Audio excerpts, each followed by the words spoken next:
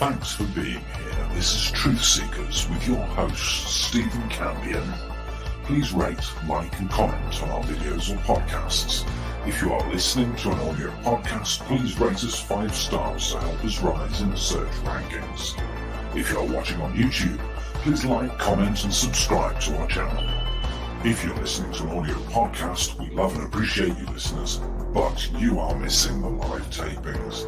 All our shows are recorded live with video feed. We'd love you to come be a part of our live broadcasts and tapings for the podcast. Head on over to YouTube, click the search tool, the little magnifying glass, put Truth Seekers, one word in the search bar, and hit enter. You'll see a strange and mysterious guy with sunglasses. That means you found the channel.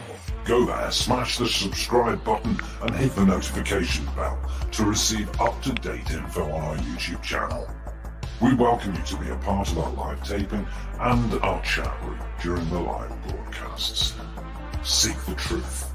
Speak the truth. This is Truth Seekers. Truth Seekers. Truth Seekers.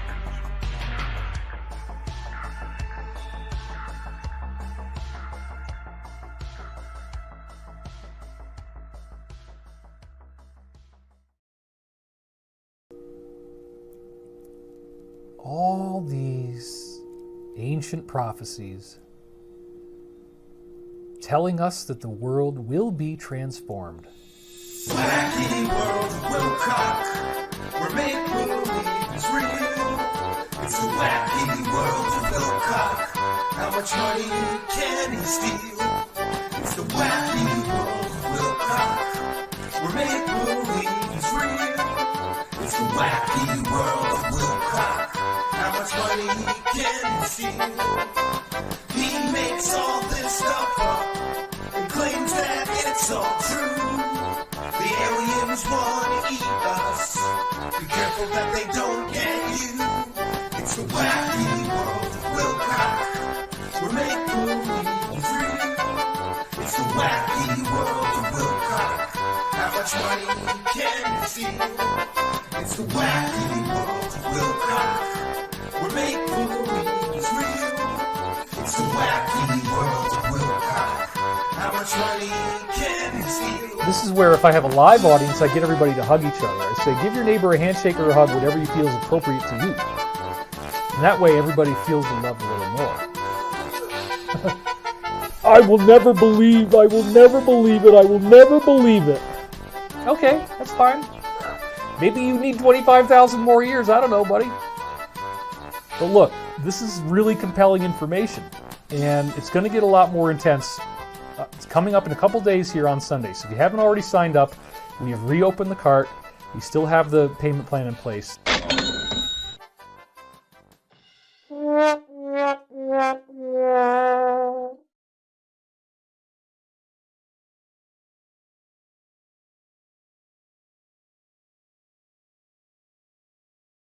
Between 4 o'clock, let's go back to this one here. Between 4 o'clock, 4:30 and 8:30 in the morning yesterday was one of the worst days of my whole life. This was so crazy. This little guy starts exploding. This little guy starts exploding at the exact same time. This is on some kind of 20-year time bomb that it was from when the house was built. Ever go to space? Did I ever go to space? Yes. In my physical body? Yes. I don't believe so, but I traveled astrally, and I traveled out to outer space, and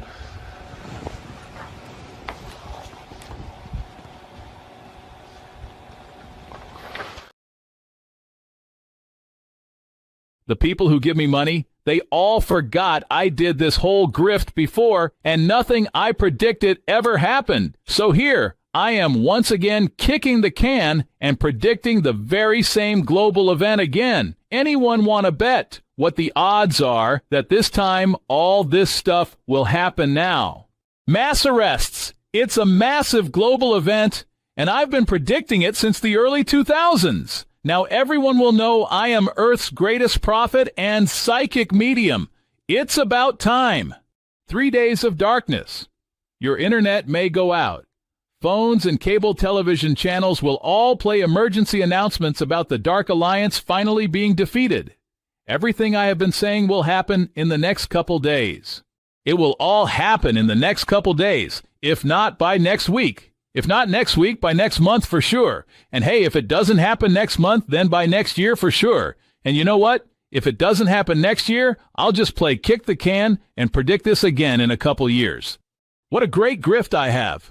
Free money for making false predictions and promoting fake conspiracy theories. Nothing is too nutty for me to promote. Pizzagate, the global cabal, mass arrests, military tribunals. And hey, never forget I told everyone I took baths in my own piss and got superpowers. Greetings and salutations, friends. I haven't taken a bath in quite some time, but I think it's ill-advisable to take a bath in your own urine. However, of course, David Wilcock is telling his followers that the Archangel Michael told him to take baths in his own urine in order to get superpowers. And in fact, he even confirmed it. We've played the clips. So David Wilcock is back. I'm a bit late to the party. Just thought there was more important things to do on Mondays and evenings, live broadcast than this.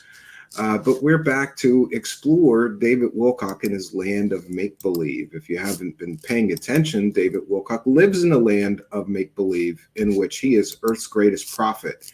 And all of his predictions are 100% accurate, even though he has failed to predict anything. And all of his predictions fail miserably. His Q-tard predictions all fail. His hover car predictions all fail. His year 2000 predictions all failed. His 2012 predictions all failed. But David Wilcock is back with a brand new grift, and this time he's his own secret space insider. And the Archangel Michael is feeding him secret, sacred knowledge that David Wilcock wants to sell to people for $333. Because that totally makes sense that an angel would give somebody secret, sacred knowledge in order to, sell it for $333. Makes total sense. Before we get into some of the clips from his latest streams, however, I wanted to share some things that I think are relevant to our previous coverage. For those unaware, we have previously covered David Wilcock's tax evasion problems, alleged tax evasion problems or tax problems. We know that there was a $60,000 lien placed on his primary residence, both in his own name and his ex-wife's name, for $60,000 of unpaid taxes. Interestingly, then David Wilcock employed the services of someone to transfer ownership of his primary residence, allegedly, into a shell corporation, which then went belly up. So I don't understand now, because David Wilcock is claiming that he's barely managing to pay his mortgage. Well, he doesn't own the home anymore. A shell corporation owns the home. That wouldn't be, an attempt to hide assets from the IRS, would it, Mr. Wilcock? You moved ownership of your primary residence into a shell corporation, which then, it appears to me, from the paperwork we found online, that shell corporation went belly up. So who owns the home? Interestingly, David Wilcock is saying, thank you. I have to say it feels amazing, and I thank you for your ongoing support. I just barely managed to pay the mortgage this month, so this will be a very welcomed pain reliever. And Macario says he's telling his followers that he barely paid his mortgage. What mortgage? If he is paying money for the house, how much is he paying and who is he giving it to? Over a year ago on a live stream, he said the very same thing. We saw that vested funding is the one paying the $11,000 in owed property taxes. So this is very interesting. Is he lying on a public live stream, claiming that he's got to pay a mortgage for a property he no longer owns because he transferred ownership of that residence into a shell corporation? This is the make-believe world of David Wilcock. And by the way, I was told by a former IRS employee who contacted me that the IRS does not look fondly on people who try to hide $1 million assets while they owe millions of dollars to the IRS. And by the way, I'm not accusing him of trying to hide assets. I'm just asking questions here. Why else would you just give a multi-million-dollar property to a shell corporation that is somewhat connected in some way to his former, maybe current, attack lawyer, a woman named Liz Lurie, who was a full-on Kool-Aid drinking Corey and David Wilcock cult member. She's the one who threatened people with lawsuits whenever somebody said that their stories were fake. You remember her. Well, the Shell Corporation was registered to a home she used to own that she has her law firm business at that location. So is Liz Lurie using her legal expertise to, I don't know, transfer ownership of multi-million-dollar assets of David Wilcock into a shell corporation while he is under incredible scrutiny by his own admission from the IRS for, what is it, $1.5 million in unpaid taxes. That's what David Wilcock has said on his own live streams, that he owes $1.5 million in unpaid taxes to the IRS. And isn't it interesting that David Wilcock is crying for everybody to give him money because he owes $1.5 million to the IRS? So one might ask themselves, how much income did you have that you have to pay the IRS $1.5 million? Well, if we take the 20% rule, let's say he pays a 20% tax, then it's just staggering. It would be like 1.5 times 6. So did he not pay income tax on like $8 or $9 million, and that's why he owes $1.5 million in taxes to the IRS? Who knows? You can't get a straight answer from Mr. Wilcock, of course. And it gets more interesting. There's more interesting parts to David Wilcock's land of make-believe. According to David Wilcock, both the CEO of Stavati Aerospace and him are going to work together to pay back his income tax. Let me put my fair use banner. While I do that, let's welcome in the live chat. We've already got great attendance in the live chat this evening. Welcome one and all. We'll put our fair use banner up. This is fair use. It's a transformative work. We're educating the public and critiquing the videos that we are sharing. This is covered under fair use and is certainly allowable by law. Okay, so I have some clips to share of Macario posted. These are previous clips. This is CEO Chris Beskar and his Director of Advanced Technology, David Wilcock, both working together to help pay David's back taxes. The UFO community joins with a fake aerospace company to bring you hover cars, prophecies from an archangel, bathing in pee, power plants, and secret government insiders. And remember, all of David Wilcock's government insiders are essentially allegedly con artists. Pete Peterson was allegedly a con artist. His other insider, Corey Good, admitted under oath he'd never been to space. That after spending 5 years on Gaia TV telling everybody about his secret space adventures. And he was supposed to be a government insider. David Wilcock's whole world is built on lies. Let's see what he has to say about his unpaid taxes. And I think it's very, very imminent. I actually expect that the next few weeks are civilization defining like nothing we've seen in any modern era in the past. Oh, speaking of this, remember, he's a prophet. This was posted by Macario in November of 2023. November 1st, 2023. And here he is saying that earth-changing events are going to happen within the next 2 weeks. Do you know what the test of a prophet is, David Wilcock? That means the prophet can't be wrong once. Your archangel is a goddamn liar just like you. David Wilcock claims to be in divine communication with divine sources, including the Saint Michael or the Archangel Michael. This could not be the case because the biblical principle of a test of a prophet applies here. If David Wilcock was truly in communication with divine angelic sources, he cannot be wrong one time, or he fails the test of a prophet, and therefore he is more likely in communication with some sort of trickster or demonic entity, not a real angel. And let's be clear, there is biblical principles which sort of prove that demonic entities masquerade as angels. So who is Wilcock talking to? Because let's hear him spectacularly fail. Remember, this is November 1st, 2023. He's saying all this earth-changing stuff is going to happen in the next 2 weeks. And you know what happened, friends? Nothing. Because he's not a prophet and he's not speaking to archangels. He is a liar. And in my opinion, he is a manipulative cult leader who misleads his following for personal profit. And I think it's very, very imminent. I actually expect that the next few weeks are civilization defining like nothing we've seen in any modern era in the past.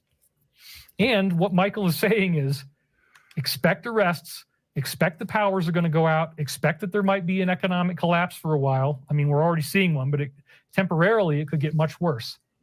So does anybody remember mass arrests and a massive power failure in the month of November in 2023? I don't remember that. Oh, it looks like David Wilcock and his archangel predictions failed, which means he fails the test of a prophet. He can't be in communication with divine sources. And, you know, I think a real case could be made, maybe even in a court of law, that what David Wilcock is doing could be considered a form of consumer fraud. Now, I'm not a law enforcement officer. I'm not a lawyer, so I don't know. It's just my opinion that if you're telling people you're in communication with divine sources, and then we bring in the biblical test of a prophet, which proves he cannot be in communication with divine sources because he keeps being wrong in these predictions. And here in this very clip from November 2023, he tells everybody Michael said these things. The archangel Michael told him the mass arrests are going to happen in the next 2 weeks. And by the way, he's constantly recycling this prediction. Now he's saying it's going to happen imminently. Remember, he did this emergency broadcast. Oh, the mass arrests are going to happen very soon. And remember, we've shown clips of it before. He said the mass arrests already happened once, and there was cargo ships full of prisoners headed to Guantanamo Bay. And you know what happened? Nothing. Every time he predicts this stuff, nothing happens. It's like a bad comedy of like a terrible fake psychic. So there's lots of messages in there about prepping, all this kind of stuff. Now, again, Chris Beskar is an insider. He's the co-CEO of Stevati Aerospace. And throughout all 7 of these books, Michael's talking about David Wilcock keeps calling Christopher Beskar an insider. Do you mean a government insider? Because Christopher Beskar never worked for the government. Never. This, too, could be considered a form of consumer fraud. He's selling courses telling people that the CEO of Stevati Aerospace, which has been called a Ponzi scam and investment, a Ponzi scheme and an investment scam in court documents by one of their investors suing them. He's saying that that guy is a government insider. And he's selling courses saying that guy is a government insider. Well, can you prove that he's a government insider, David Wilcock? our company. I've had people tell me, oh, you know, David, we think that you sold out to the military. You sold out to the machine. Well, if I sold out to the military, then why will nobody give us money up until now? You know? Remember, he's been saying for months that they're about to get funded. Here he is back in November of 2023 saying that they're trying to get funded. That was quite some time ago. I sold out to the military, then why have I had to finance this company myself? And here's the good stuff. David Wilcock has apparently or allegedly pumped millions of dollars into Stevati Aerospace over a 6-year period. And I think that would be the perfect form of karma, since he made all that money, in my opinion, scamming people for fake information. If he himself got scammed out of all his money by another scammer, I think that would be a wonderful form of karmic justice. That's my opinion, and I'm entitled to it. And why am I having to pay for things like electric substations and fixing pipes in the floor? And by the way, why he am I having didn't to pay. use my money? So, they're being sued by the electrical contractor, I believe, and by a sprinkler contractor. David Wilcock is saying, I have to pay for all these things, but Stevati didn't pay for all these things. So what's going on there? Did he give the money to Stevati and Stevati didn't pay the vendors? Because the vendors are now suing Stavati for unpaid bills to the tune of hundreds of thousands of dollars, best I recall. To uphold a military facility if the military is coddling me. They're not. All 7 books talk about this company. There's tons and tons of prophecies. It appears that these ETs are using me and they're using this company to make sure that we have this technology.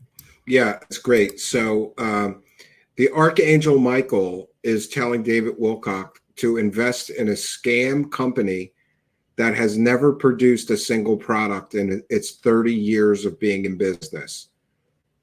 Does that sound like that makes sense to anybody else, that an archangel would tell people to invest money in a company that's never produced a single product or service for sale, never turned a profit in 30 years?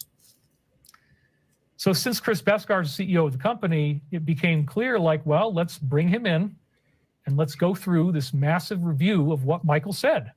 And one of the things that I came to after watching the show is, okay, well, I promoted the product too much, and I apologize for that. I'm not going to do that this time, and part of the reason why is that we did get a nice response from you guys. It's certainly not enough to pay off the taxes, but as I said, I'm over $1 million in debt, and if these things with Stavati work out, I'm owed like 6 years of back salary for my work on the board of directors.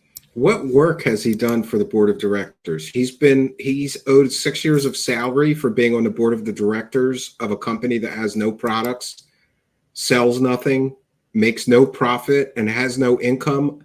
Their only income is from a garbage dumpster company that is storing garbage dumpsters at their airplane hangar. And then there's other things like that. So it's going to be okay. I'm not ruined. And so I feel better this week because we've had some amazing work. Oh, and here he's always talking about big deals coming into Stavati Aerospace. But this is the company that lied about having wind tunnel contracts, lied about developing laser weapons for the United States military. This is the same company. And he's always saying, remember, they haven't produced any products in 30 years. And he's always saying, oh, we've got big deals brewing. They're coming in. And this is some time ago. He's still doing the same shuffle right now. Because we've had some amazing orders come in for Stavati. We've got some... They have no orders. They have no orders, in my opinion. Cool stuff happening with the company. Somebody said, King of Hueco Mundo. David, are the hover cars coming out this November? Like you said back in 2010, you said you have 32,000 built. Well, look. Yeah, King of Hueco Mundo is one of our viewers, and it is quite common that one of our viewers is catching David Wilcock off guard, going in and asking specific questions, and sometimes he reads them before he reads them out loud before he stops to think about, should I read this one? And thanks to our viewers for that. We haven't gotten funded yet, so we can't build hover cars without money. But once we... That's his excuse. We haven't gotten funded yet. 2 years ago, he said they would have a working hover car prototype within a year. Nothing. They got nothing. They've got G.I. Joe toys that he printed on a 3D printer. That's what they've got. Nothing. And what was David Wilcock doing on the board of directors for 6 years that he thinks he deserves a salary? What work could you possibly doing for a company that has no products, no services, and nothing to sell the aviation industry? We have money. Yes, we're building hover cars. So the point is that we have sources lining up now. That's why I'm not, again, so worried. But please. Well, he's awfully worried now because this is last year. And still no products from Stavati, still no services. Welcome to David Wilcock's land of make-believe. They have no income. It would still really help me if you would go to https:// Oh, it would really help me if you buy my Angel books. Yes. No. Stavati, our aerospace company, it looks like we're getting some deals coming in. There's actually about 4 or 5 that are really amazing. Again, this is last year. And no deals. They have no income. They have no products to sell. How are you getting deals when you haven't manufactured anything, David Wilcock?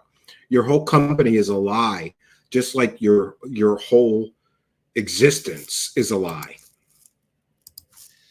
But until they happen, we're still just on life support, and it's very stressful, and it's very intense, it's very dramatic. Oh, we're on life support. I don't have $4,000. I haven't had $4,000. It's a lot of freaking money. I mean, as you guys heard in some of my previous shows, I am hopelessly in debt. The only way I can ever get out of the debt, which is entirely taxes, okay? There's nothing else going on but taxes. And I'm already seeing people create these conspiracy theories. There was some of the trolls online were trying to say that people had given me money for hover cars and I didn't deliver on the hover car. That is absolutely not true. Yeah, I haven't seen anybody say that he was paid for hover cars. But I have heard an awful lot of people on the internet calling him a con artist and a scammer for selling fake information. We even heard from one scientist who has his own lab in New Jersey that David Wilcock's anti-gravity and free energy course was a complete and total scam. And the information that he was giving people was worthless garbage cobbled together from public domain internet sources. There was no secret information. And David Wilcock famously said, if you take my free energy and hover car, or excuse me, free energy and anti-gravity course, you'll be able to do it too. Well, there's a guy with a lab that gave Wilcock the $300 and he couldn't do it. So what hope do normal people have after they give him $300? The fact that law enforcement hasn't become involved in David Wilcock's various shady business dealings so far is just amazing to me. And I have mentioned previously that I will be writing for a publication soon, and I have real press credentials. So I'm thinking that what we may do soon is gather all of our evidence up and take it to his local jurisdiction of law enforcement and ask them why they, as law enforcement people, are allowing this man to continually sell people fake nonsense, make false promises for money. I want a district attorney, a prosecutor, or maybe a chief of police to look at the evidence that we have gathered, a tremendous amount of evidence over the last couple of years of his shady business dealings. And I need somebody like that to explain to me why he's allowed to defraud the public, allegedly defraud the public, like he has been for years and years now. Yeah, so I have a few more clips to share that were before, because it's very telling. You know, the history repeats itself, and he's saying the same stuff now that he was like a year ago. It's very, very interesting that he thinks, like, I guess he thinks everybody forgot, like he already said these things, and then none of the things that he claims will happen actually happened. Incredible. I'm over $1 million in debt. I've been over $1 million in debt for 2 years. It's very frightening to be this much in debt. It's very frightening to not even be able to pay your tax payment. I mean, I've been able to pay my tax installments, but I'm on installment plans and some of them last a long time. Yeah, well, maybe you should have paid your income taxes when they were due, Mr. Wilcock. Then you wouldn't have gotten in arrears to the tune of, what did you say, $1.5 million. And so this has been very difficult. You know, it was not a profitable thing that I've been doing. Honestly, part of it is I'm really, really hoping that you'll buy my product, because I would love not to be in debt anymore. And because I did products like this in the past, now I've got the tax debt, I got to get rid of it. So what I've done is I said, well, you know, nobody's buying the books. I'm horribly broke. Nobody. Here is David Wilcock shamelessly admitting that nobody is buying his books. I can never make enough money to survive. I barely am making enough money to pay my tax payments from old taxes. So, okay, I got to get back into doing videos again. I can't just sell books. So what I ended up doing is, and it was just strange how it happened, but oh, and here's a whole new course to sell people. This time, he's lying to people and saying, I'm in communication with an archangel. And Christopher Beskar, the CEO of Stavati, an aerospace company that has never produced a single product or service for sale and never turned any profit, is also a government insider who built spaceships for the secret space program. I mean, to me, that's a form of consumer fraud. If he can't prove that Christopher Beskar built all these spaceships for the secret space program, and he's telling people that, it's just incredible. Immediately after I finished all 7 books, Chris Beskar came over to my house and we did a whole course. And that's called Sacred Science of the Michael Prophecies. So what I did is I went through 11 shows. We have an introduction. It starts with the introduction. That's episode number 1. God. And then the That guy's final so episode sharp. is called Desperately Seeking Sasquatch. And we actually did a whole He's hawking Bigfoot stories now for cash. That's how desperate he is for money. thing on the Bigfoot and how it might actually be one of the Heinz 57 extraterrestrials talked about by Sergeant Clifford Stone. And again, you know, if you order this product, it could be pretty quick that my financial problems are solved. If I make more money than the money I owe in taxes, it's all going back to things like gravel, concrete repair, pipes, electrical heating. Oh yeah, maybe you ought to pay the creditors that are suing Stavati. Maybe you ought to pay the $1 million back to the investor who called Stavati Aerospace a Ponzi scheme and an investment scam before you invest more in your facility, which does nothing but store garbage dumpsters. But in reality, heating and cooling, you name it. I mean, that's where the money's going, folks, to make sure that you're going to get a hover car. So before I'd even finished the books, I went out to Las Vegas and had a very important meeting for the company. Because again, we're trying to build hover cars, power plants. The technology that we're developing was funded by your orders, by orders just like what I now have with Michael Prophecies. so his viewers are funding Stavati Aerospace, who has produced nothing. Is that what he just said? Your orders are funding this. Your orders are funding what? You haven't produced any products or services. This is ridiculous. High Speed Chase is here. And yeah, I apologize. I was on a call when you try to Facebook call me. High Speed Chase is here. Thanks for being a member and a kind and generous $10 super chat. For those unaware, we read every single super chat and we thank every single super chatter. And if you become a YouTube channel member, just smash that join button. We give you a thank you and a shout out. We read every single super chat. We read every single PayPal pledge. And now we're back to buy me a coffee. I forgot that I even had that. And Mike Larry found it, and I think he sent $100 or $150. So praise the cash, Mike Larry, and praise the cash, High Speed Chase for a kind and generous $10. Says David Wilcock is a prophet of debt, tax, fraud, and bath salts. Well, I can't say that I disagree with you, High Speed Chase. And this one's for High Speed Chase and Mike Larry. I'm going to put the Buy Me a Coffee link back in the description of our videos and podcasts. I have to connect a bank account to them. I stopped using Buy Me a Coffee because they used to let you just transfer it to PayPal, which was very convenient for me because I already had my banking information connected to my PayPal account. But now you have to give them, they don't do PayPal anymore. So I have to fix it so I could get the money you people are sending, but I will do that shortly.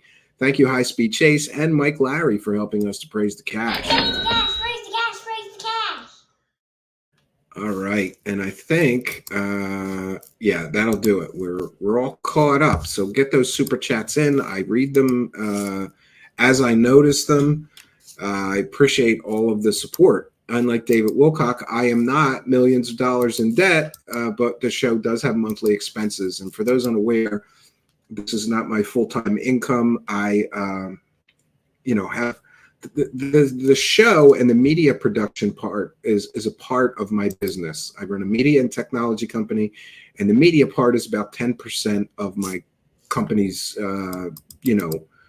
whatever. But I put any money that is donated to the show goes just for the show. I don't live off of it. It's not, used to pay groceries or expenses or whatever, or mortgage or rent or any of that bills. It's just for the show. So let me make that clear.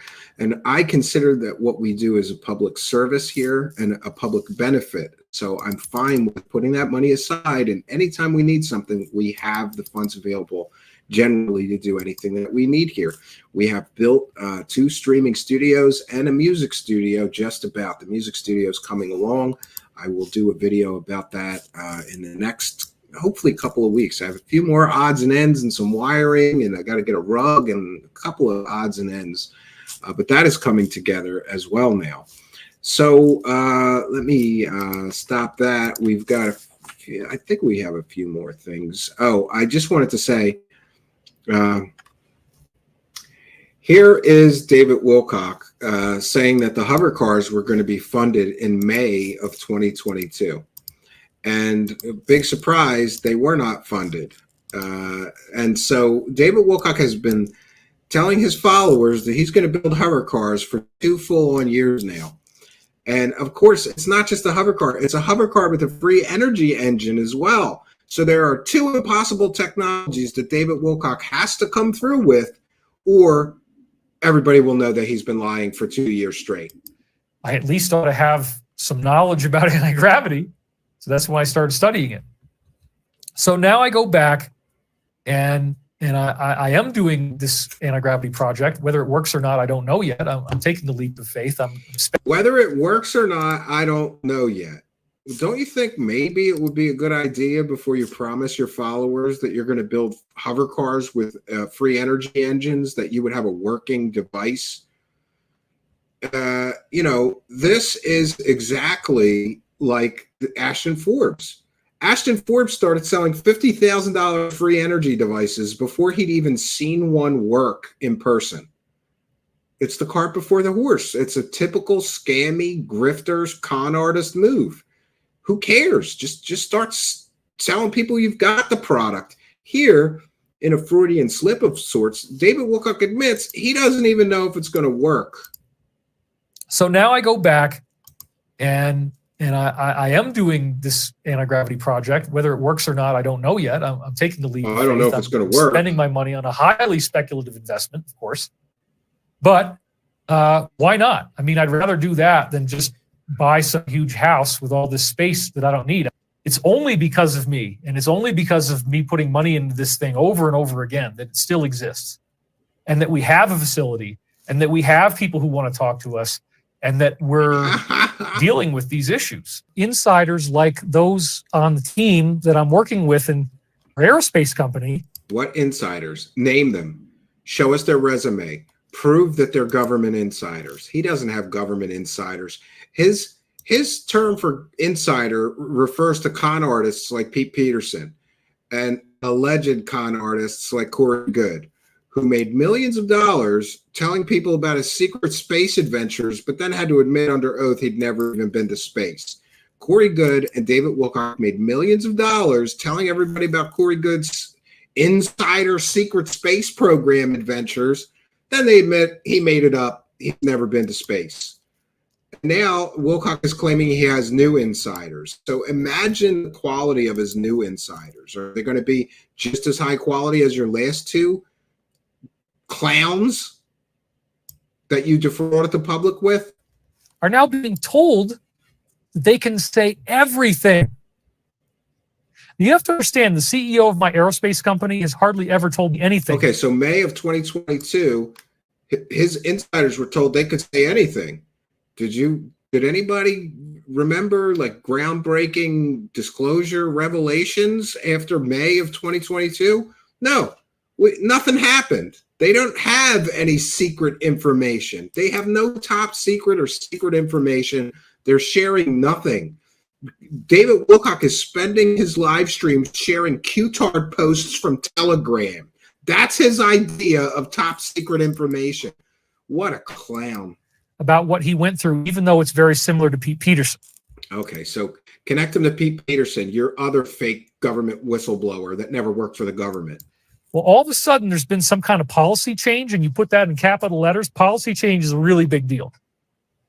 The policy change is that now we can say everything. Now we can disclose everything. And we are going to have nothing. technology that will eliminate our need for fossil fuel, will eliminate our need to pay for energy. And it's happening a lot sooner than we think. And that's what my company is working on. And that's why I'm so motivated to do this.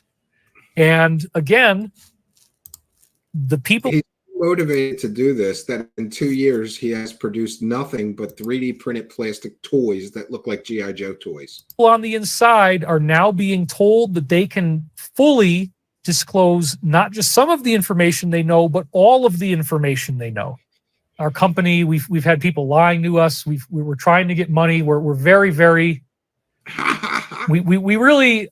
People lying to him. It's kind of amazing that we're going to be able to buy the facility because we've had to delay the transaction so many times. But now we're getting Yes, down to and now creditors are seeking foreclosure on that property for unpaid hundreds of thousands of dollars worth of unpaid work done to that facility that they never paid the creditors for, allegedly. due diligence, and we just need an appraisal, and then our lender can fund. So hopefully the hover car company is going to fund this coming week. We hope. May 15th, 2022. The company's going to fund this week. Well, here we are more than 2 years later. It's July of 2024. Company's still not funded. You know why? The company's not funded because potential investors will find out that they're being sued by a previous investor who called their company a Ponzi scheme and an investment scam. Who would invest in a company that's already being sued for over $1 million by a previous investor who called them an investment scam? Who would invest in a company like that? David Wilcock. But here he is, more than 2 years ago, claiming that the company should be funded this week. And what have we been hearing from him recently? Oh, we're getting this loan. We're going to be fully funded this week, next week, the week after. Oh, it didn't go through for whatever reason. Maybe next week. I'll definitely get that. We'll definitely be funded. Our company is going to fund this coming week. We hope. It's going to fund. But I have literally, I'm not kidding when I say that my fear over not only the loss of my entire investment, which is all the money I've earned and made in my life, really. But not only that. He dumped his life. David Wilcock dumped. This is how dumb David Wilcock is. He dumped his entire life savings into an aerospace company that at the point he started investing in had been in business for 25 years and never turned a profit and never made a single product or service to sell. And he invested his entire life savings into that company. You gotta love it, friends. You gotta love it. But also the loss of the dream, the loss of the hover car, the loss of the power plants, the loss of this even being possible. I'm so invested in making this company for you. I want you to have an affordable hover car that I'm having insomnia when we can't get the money. I'm not able to sleep. I've had panic attacks. I've had anxiety.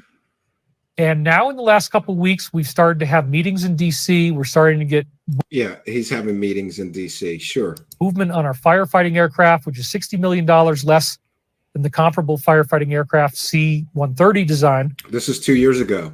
Still no firefighting aircraft. Still no aircraft. Still not a single product or service in the past 2 years has been created by his scammy, shady aerospace company, Stevati. So you save $60 million a plane. So it looks like the company is moving forward. It looks like we're not going to collapse. It looks like we're not going to lose the building. It looks like we're not going to lose the building. But now several creditors are seeking liens and foreclosure on their property for unpaid monies owed to them. Oh, sorry, that's the end of the video. So isn't it interesting? David Wilcock is running around saying, oh, we're about to get funded. He's doing the same dance again. And he's already done this. And you know what's very interesting? This is how you know that Stevati is a shady aerospace company, because there are people that are informing the public. Every time Stevati Aerospace posts something on Twitter, this Osiris Christensen is posting this warning about Stevati Aerospace being a scam. And by the way, I'm just reporting on what people are saying on Twitter. I'm not making these accusations personally. But it is interesting that they don't even seem to have somebody running their Twitter account that will delete these or address the concerns being raised. Please warn everybody about the Stevati Aerospace scam. Stevati Aerospace is producing no aircraft. In its 30-year history, the company has failed to manufacture anything and has not secured any deals or contracts with anyone. It has been unequivocally proven that Stevati Aerospace is a Ponzi scheme and an investment scam. David Wilcock and Christopher Beskar are criminals and frauds who are perpetrating this scam. Individuals within this criminal syndicate who are currently under investigation: David Wilcock, Christopher Beskar, Bill McEwen, John Simon, Charles William Moore, Richard Guild, Robert Sugarman, Jeffrey Gongel, Norman Edwards, Wendell Maddox, Stuart E. Carp, Jeff Peer, Vladimir Bushapolov. And by the way, I don't know that they're under investigation, but this is what people are saying, and this is what people are posting on their public Twitter posts, and they're not even addressing this. What kind of company would have somebody say that about their company and not address these concerns? A shady one. That's who. So interesting what's been going on online. It's just incredible. So we're going to get to, one second here.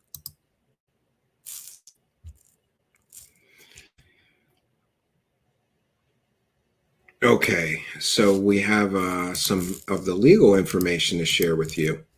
Here is just one, the sprinkler company. They got a default judgment in the amount of, is that 222? 120. 1 second, friends. Let me grab that and look at it larger. Sprinkler. When we've shared these, some of these earlier, but this is a default judgment. Apparently, this sprinkler company was given a default judgment against Stevati Aerospace in the amount of $123,238.26 for unpaid bill that they are owed for services they rendered to David Wilcock's hover car facility. And then it's very interesting. There is, 1 second here. So Macario says, here is just one of the contractors, the sprinkler company. They received a default judgment. There are 4 other businesses that are suing, and I believe it is another $400,000 that David Wilcock owes, or Stevati Aerospace owes creditors. And remember, they owe another person suing them, an investor. I'm not sure the exact amount that investor is suing them for, but he gave Stevati Aerospace $1 million and then was supposed to be paid $5 million back. He has not even gotten his original $1 million invested back yet. We want to take a moment to thank Legal Eagle for a kind and generous $20 super chat. Says David Wilcock makes around $6,000 monthly from YouTube ad revenue. Of course, that's all bison steak money. Oh, I forgot the bison steak again. I'm going to get shit for that. Oh, thank you, Legal Eagle, for your kindness, generosity, and support, and for letting us know that. Yeah. David Wilcock is, how, let me ask the members of my audience, if your income, just one of your income sources, that being YouTube ad revenue, that's not counting the super chats, with $6,000 a month, would you be on the internet crying and complaining about being broke? You know, most people could exist just fine. You know, that's like $70-something thousand a year. And David Wilcock is crying and complaining because apparently he lives a very expensive millionaire's lifestyle. But thank you, Legal Eagle, for your kindness, generosity, and support. Get those super chats in, friends. We read every single one of them and thank every single person. Thank you, Legal Eagle. Raise the cash, raise the cash, raise the cash. All right. So now we'll get to the, we're going to get to the latest of the posts. We have Macario, thanks to Macario, he has made wonderful clips of David Wilcock. 1 second. So these are the latest clips from his latest live streams. His latest live stream, and we are going to get into some of the stupid things he said during that. There's no shortage of stupid things that David Wilcock says. 1 second here. Let me share my screen. Again, this is a transformative work. We're educating the public. This is fair use. All right. Now, Macario is just making the point here that David Wilcock's supposed to be the director of advanced technology for his aerospace company. He doesn't know how to work microphones or headphones or speakers, and that is very evident by this clip. How is he going to develop a free energy engine-based anti-gravity hover car when he can't work a microphone, He can't work speakers. I had some crazy problem with. It's a little bit hot here. I don't know what the hell I was thinking. At least I didn't put the sizzle jacket on as well. But yeah, right at the last minute here, I had some crazy problem with my audio, and I couldn't figure out why I was only getting audio in one channel. And I actually even swapped out my boxes in the back there right before showtime. Looks like it's going to rain here, troll. Anyway, right at the beginning, we've already By the got, way, I got your 1,600 email. viewers. That's going to go up really send you a fast, message. probably 2,500 and 4,000 and beyond. But the other thing that's really crazy, you guys, is that I'm having to run this whole show off of my hotspot. He can't work his home internet. He can't work headphones. He can't work speakers and a microphone. But he's going to develop anti-gravity and free energy technology. Does that sound like that makes sense to anybody else, that a guy who can't work a microphone is going to develop world-changing physics, breaking the laws of physics technology? It's just so stupid. It's just so stupid. But that's what you get with Wilcock. Stupidity. Oh, and this is another one. He says he's under attack because his internet doesn't work. It's a deep state attack because he can't work his home internet. You gotta love it. Director of Advanced Technology can't work a router, right? He can't work a router, but he's going to build anti-gravity hovercars. If there was ever a show that was going to be totally awesome that I've ever done, this is the show, folks. That's why I firmly believe that. How sad is it doing a live broadcast where you're broadcasting in the tuxedo you got married in? Now it's after your wife left you, and you're doing live streams in the same tuxedo you married your wife in. Whatever is going on here with my really bizarre problems. I mean, first of all, I have three internet connections coming into the house, and one of them is Who needs three internet a connections? hotspot. As I said, I also have my, I've even got my iPhone ready as a backup for tethering if I have to, but. Dude, I've got two high-speed internet connections that are totally different, and they're both run through a local company, and I've got very special privileged access, very, very high speed. He's talking about being broke. Look at how much money is he spending just on the internet then? Does anybody need two internet connections in one home? We want to thank Anthony Peterson for a kind and generous $2 super chat. Says, imagine New York, New Jersey, and Boston drivers with hover cars. Yeah, or Philadelphia ones. Good point. And that's another thing. He doesn't even realize how stupid this is. Like, if there really was such thing as hover cars, how would that work? There'd be accidents constantly, in my opinion. But thank you, Anthony Peterson. Raise the cash.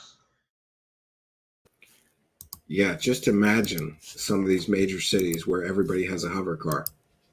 And both of them are dead. The antenna completely went down, and I'm almost inclined to think that somebody here on Earth did that on purpose. Oh, somebody knocked his internet out because the deep state doesn't want him going on the internet and telling people to take baths in their own piss to get the superpowers, because the deep state can't handle everybody with their pissy superpowers once David Wilcock, tells everybody how. This is so childish and so stupid. Like, I'm under deep state attack because I'm telling people to take baths in their own piss, and I'm telling people there'll be mass arrests next week. Come on, dude. You've been doing this for years. You're not under deep state attack. You're just too dumb to work a home router, apparently. When they found out what I was going to be talking about, because they don't like the subject. Thank you. Yeah, if there was ever a show. All right. We'll go on to the next one.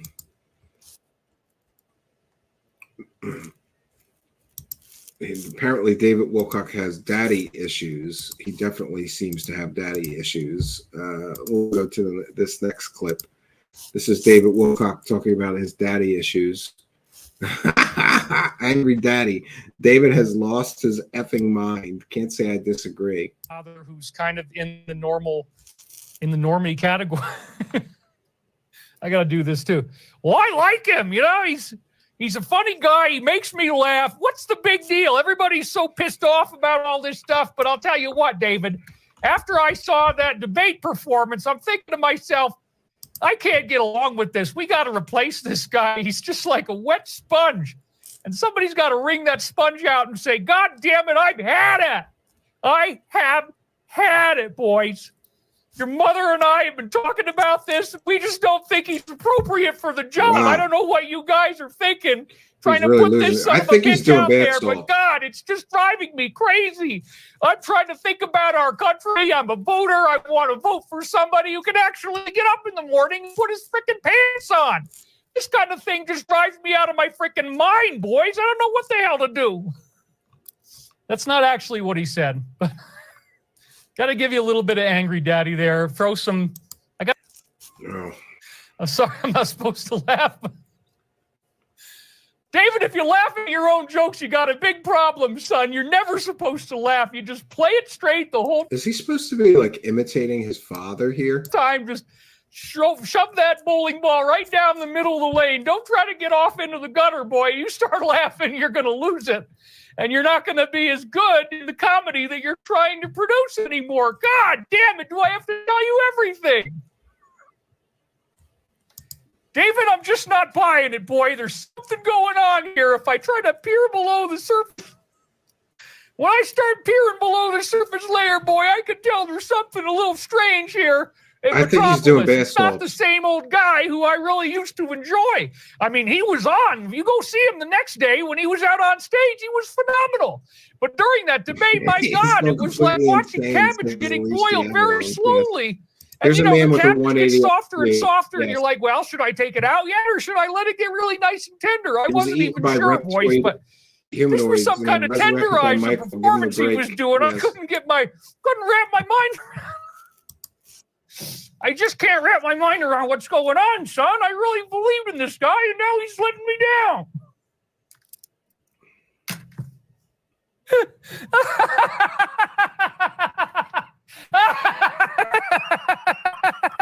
Wow, look at his hair, man.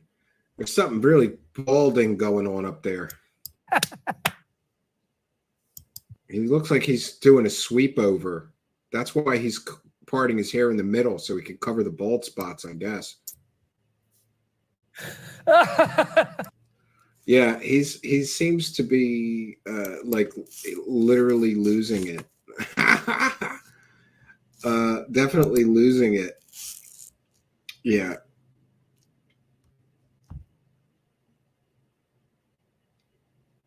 He's wearing makeup, says Kenneth Hacker. What a loser. I was in a goth band. I wore more makeup than most women for like years of my life. But there was a reason for that. I wasn't just anyway. Let's move on to the next clip, friends. Again, fair use. And Macario says, Transma. He has new characters now. One of them is Trans Grandma or Trans Mr. Ma. Danke just donated. I appreciate all your efforts. Thank you, Mr. Danke. Anyway, whether it's Angry Daddy, whether it's Colin the Geezer, we could even get into Tranma. You know, I got the Tranma character ready to rock. Hey, it's your Tranma. I like to identify as an Italian grandmother from Brooklyn, or Bronx, or Queens, or New York, something like that. And hey, Boo-Boo, I want to be your Tranma. Come here, come. You gotta love your Tranma. I got trans kids. I like to identify as a trans, a trans woman. I got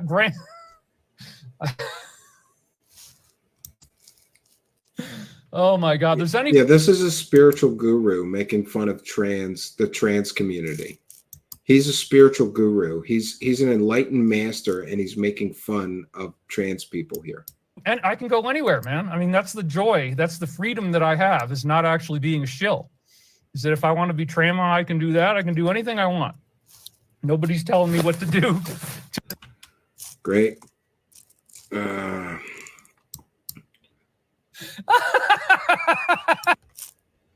Yeah, and Macario posts this clip and says, I don't even know what to say. And this is in response to President Biden politically is as dead as fried chicken. You can't successfully run for president in the United States when your campaign slogan is, I'm only senile some of the time.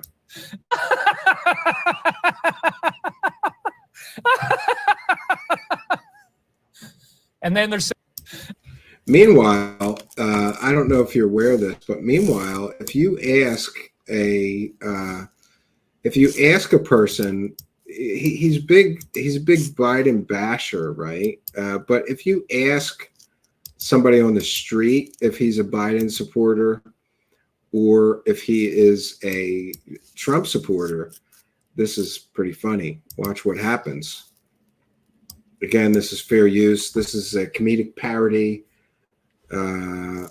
So let's check out what happens when somebody shows a picture of Wilcock and asks some questions. Do you think that this guy is a Democrat or a Republican? He looks like a faggot.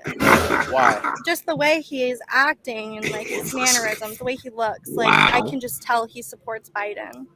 I can just tell he supports Biden based on his look. Wow, that is awesome. We want to thank High Speed Chase for kind of generous $10 super chat. Says definitely doing bath salts. I'm not the only one that thinks that.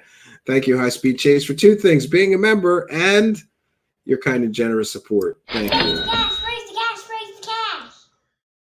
All right, we got to get back to this now. I lost my place. Oh.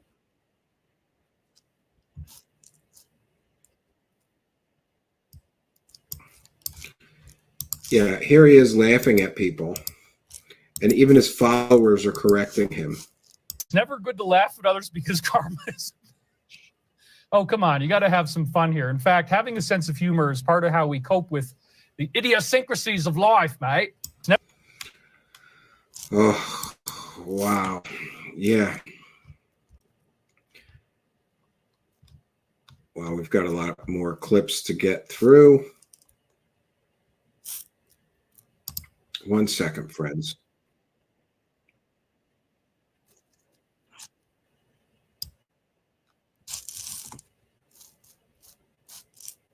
One second. Here he is bragging about how many books that he's read. He talks about this stuff all the time. Like anybody's impressed. Would you be impressed if somebody told you they read 500 books? I wouldn't. You should have read thousands of books in your lifetime. And that we have gained much of our modern technology from the crash discs that they got their hands on. And that set me off on a research binge that was utterly incredible. There's no proof that we ever got alien technology from recovered alien craft. There's stories about it, but there's no evidence, empirical or otherwise, that we've gotten any technology. And in fact, he is basically quoting The Day After Roswell, which is a book by a hoaxer. I began reading 5 books at a time. I didn't even use bookmarks. I'd leave them kind of open, face down, which is not really nice, but I'd have face down open books around my room. And by the time I got out of college, I'd probably read 300 to 500 books. I'm not even really sure, but it was a lot. And he read a lot of books. If something interested me, I'd remember all the details. And so I read about Yeti, Sasquatch, ghosts, Atlantis, pyramids, Stonehenge. In other words, he's a wackadoo. Great, Mr. Wilcock. Let's move on to the next clip here. Oh, here he is talking about money is still coming. The money is still coming. It's still coming, friends. The money's still coming. The money is still coming. Any day now, there will be money.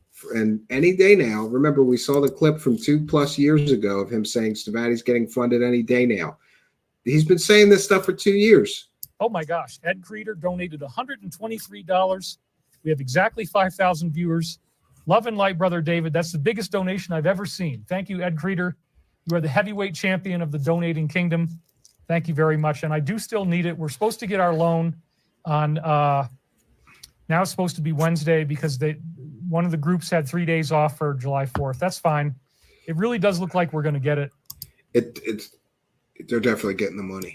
I had an incredible financial peril this week. I actually had $2,229, 2229 vanished out of my account because of a hold that was placed from state taxes that I hadn't paid in my intervals. I'd fallen behind on that. It didn't vanish from your account. They took it. David Wilcock, because you don't pay your bills.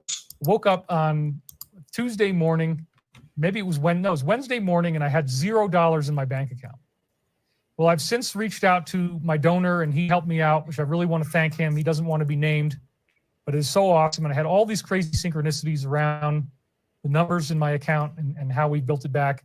Plus, because I sell products, I get new transfers every day, and I'm okay now. He's always got a dumb follower to bail him out of his financial problems. Because I sell products, I get new transfers every day, and I'm okay now. So, again, the best way you can really help me is to order the Michael Prophecies. Oh, yeah, buy my shit. TheDisclosure.com. Use the discount code Revelation. You get 70 books for $70. I'll show you the link again later. TheDisclosure.com. That is really the best thing. Also, if you wanted to make just a cash donation. What are people donating for, David Wilcock? For you to lie to them? People give you donations to lie to them? Is that what the donations are for? And by the way, what's going on with that charity of yours? I'd like to see some more paperwork about how much you've collected or put into that.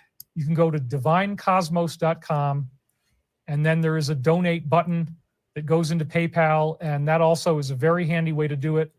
And so anyway. Yeah, this guy's sitting in a multi-million-dollar home, and he needs you to donate to him.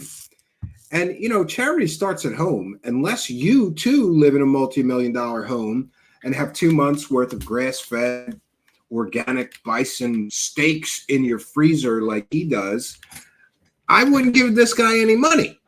It's so great that he lives a millionaire's lifestyle and other people pay for it. And what value does he provide to the world? Fake nonsense. That's what he offers people, fake nonsense. 2 years worth of promising people hover cars and free energy engines. He hasn't produced shit. But give me some more money. I'll definitely do it eventually. Sure you will, Mr. Wilcock. Either way is fine, but it does look like I'm going to be fine. I definitely have enough to get through until Wednesday. And once we get this loan closed, everything's going to be good. By the way, today is Wednesday. No announcement from David Wilcock's Twitter that they got the money. So I guess he's going to be saying we're going to get the money next week in this new stream that he'll do this coming Sunday, probably. So it should be fine. And I'm happy to not keep charging for my work. That's why I've been giving you these massive shows every Sunday. He's not charging for his work as he's sitting on a monetized YouTube and accepting super chats, but he's not charging anything. He's just finished pitching buy my shit, but he's not charging anything. That are totally mind-blowing because I don't need to make money on this stuff anymore. And I'd rather just put out this information for the better good because, again, only Wilcock could say, I don't need to make money anymore as he's asking for money. I mean, think about that for a minute. He's sitting here saying, well, I don't need to make money anymore, just after he finished asking everybody for money. God, this guy is clueless. I'm not trying to make illegitimate profit. I need to make enough money that I can survive and do this full time. Well, then why don't you get a real job, David Wilcock, and stop lying to people on the internet for money? Why don't you get a real job if you need to make ends meet? Spoiled rich boy. He'll never get a real job. The grift will go on. That's my prediction. I don't want to go work at Arby's. They might want me to be there after the potato cake commercial. Oh, he doesn't want to. See, he refuses to have a real job. And here he is making fun of fast food workers, essentially. What kind of spiritual guru makes fun of minimum wage workers, right? Or talks down like that's beneath him working at a place like that. Listen, making a sandwich for somebody has value, you asshole. What value do you provide to the world? You lie to people for money on a weekly basis. You've been lying to people for money for decades. You provide no value. At least if you made somebody a goddamn sandwich, your life would be worth something. You would provide some value to the people you're taking money from. A sandwich has value. Your information is worthless because it's all fake, David Wilcock. You live in the land of make-believe. And, you know, I'm sorry, but I come from a very working class family. So when he talks down to working people or acts like, you know, having a job is like beneath him, it really pisses me off. Okay, so the money is still coming any day now. The money is still coming, and then he'll be okay, and he won't need to charge anymore. He's been saying this for 2 years now. And here he is talking about having it so hard because a girlfriend he had was in an accident. This is a weird, wacky story. And then my girlfriend at the time, Sabrina is the name we use for her. She got hit by a car crossing the street. I'm sitting in my house. This cop pulls up. He walks up, knock, knock, knock. Are you David Wilcock? Yes. He didn't even know my name. He just said, I have news about Sabrina. There's been an accident, and I cannot confirm at this time whether she's alive or dead. She's in the ICU. And I just sank to the ground. I started sobbing. I couldn't even believe it. It was one of the worst experiences, if not the worst experience of my life. Yeah, there's no shame in working for a living, Patty. Her lips were blue and her face was white. They'd already sedated her. You can only make banana sandwiches. Says Pete Berry. She shot 30 feet through the air in a parabolic arc. She had crossed the street as a pedestrian. This was Atlantic Avenue in Virginia Beach. Sabrina is the name we use for her. A soldier who was coming home from his military base. He hit her as a pedestrian because there was an SUV in front of her, and so she popped out. He was trying probably to some nugget of truth in this story, but it's mostly a lie. People don't realize how dangerous that is. If you don't have a red light, it was worse than a smoke detector going off. Do not slow down for them. Just Nothing go past wrong with them working because somebody might try to pass you. That's what happened to her. He tried to pass, and he hit her. And thank God the person right ahead of her was a trauma surgeon and actually gave her immediate first aid. Otherwise, she might not have even lived. She was bleeding. They put tourniquets on her, all this kind of stuff. It was very, very intense. So I had to go through all and that. Hidden in plain, or the voices in my head says, who is trying to kill all the women in David's life? Sabrina gets hit by a car. Someone cuts the brakes on his wife's car. And once she was in the hospital, she had brain damage. She lost a golf ball-sized part of her brain in the middle. Only Wilcock would they found out that she was still able to be cognitive was that they asked her, who's the president? She said George W. Bush. She was right. So that's when I don't believe I started to go there to see her for a short time as an aide in a psychiatric ward. She was very upset. That's the only real job he's ever mentioned. She was always, very agitated and yelling at people, yelling at hospital staff. And so her mother ended up staying there the whole time to take care of her because nobody wanted to go in there. So it was very intense to go in there. She would be very verbally abusive. Yeah. And again, this is the result of brain trauma. So no blame, no shame. But I mean, I was seeing her in this very debilitated state. They didn't even clean the puke and blood out of her hair for quite a while. So she smelled really badly. And I go home, and that's when I was able to read this Somali stuff. Now, oh, my girlfriend smelled really badly. She almost died in a car accident, you asshole. She smelled really badly.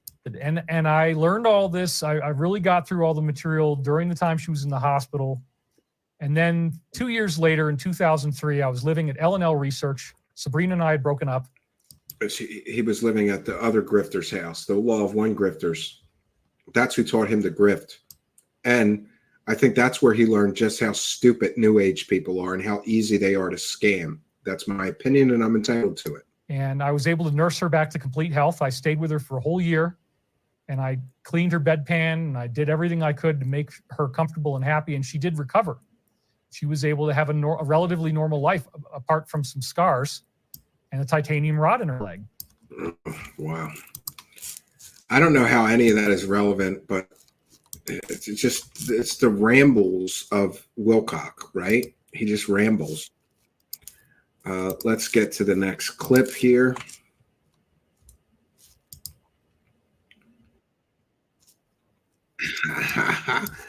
David Wilcock is claiming that he only has one hater on all of the internet. Only one person doesn't like him, and everybody else loves him. And I never made a single dollar off of this. Again, this was like a massive amount of labor. And so, listen, he's got not a con artist, never made a single dollar off of this. He's talking about some book that he released on the internet for free under a pseudonym. By the way, it was terrible. I looked it up. It was more David Wilcock rambling garbage. Anybody who tries to say, oh, David is a con artist, I mean, I only have really one hater right now. And for right now, it seems that he's not active. Maybe the reporting on X finally worked, but he's been. Does anybody else think that there's only one person in all of planet Earth that is calling David Wilcock a con artist? And look how that affected him. He has to put it on a slide. I am not a con artist. Listen, I'm just here to tell you that if you have to make a slide that says not a con artist, you might be a con artist. Only a con artist, in my opinion, would have to make a slide that says, in parentheses, not a con artist, right? Oh, David is a con artist. I mean, I only have really one hater right now. One hater. And for right now, it seems that he's not active. Maybe the reporting on X finally worked.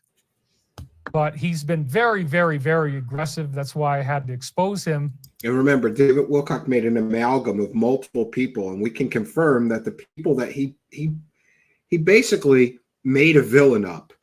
And he took posts from like 3 or 4 different people and messages from 3 or 4 different people claiming they're all the same person. They're not. But welcome to the land of make-believe. David Wilcock needs a villain to tell his audience about, so he just makes one up that is an amalgam of all the people calling him a con artist on the internet. Or not all the people, just a few of them. There's an awful lot of people calling David Wilcock a con artist on the internet. And we are, most likely going to move forward with litigation. He might still have a chance if he just backs off, but he's not going to back off. When you tell these people, no, we're going to sue him. Well, then I'm going to hit you even harder in the face. That's why if you actually have a psychopath, getting a restraining order might not work because it might goad them into doing something more. They don't like being told no.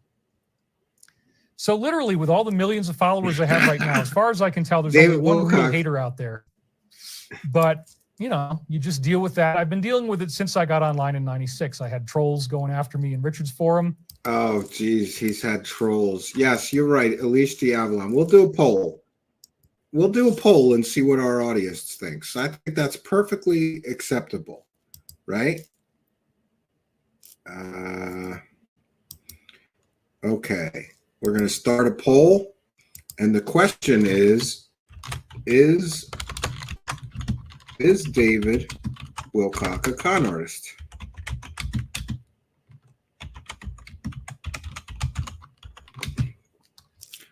All right, we're going to put the poll in and we'll check in with it later.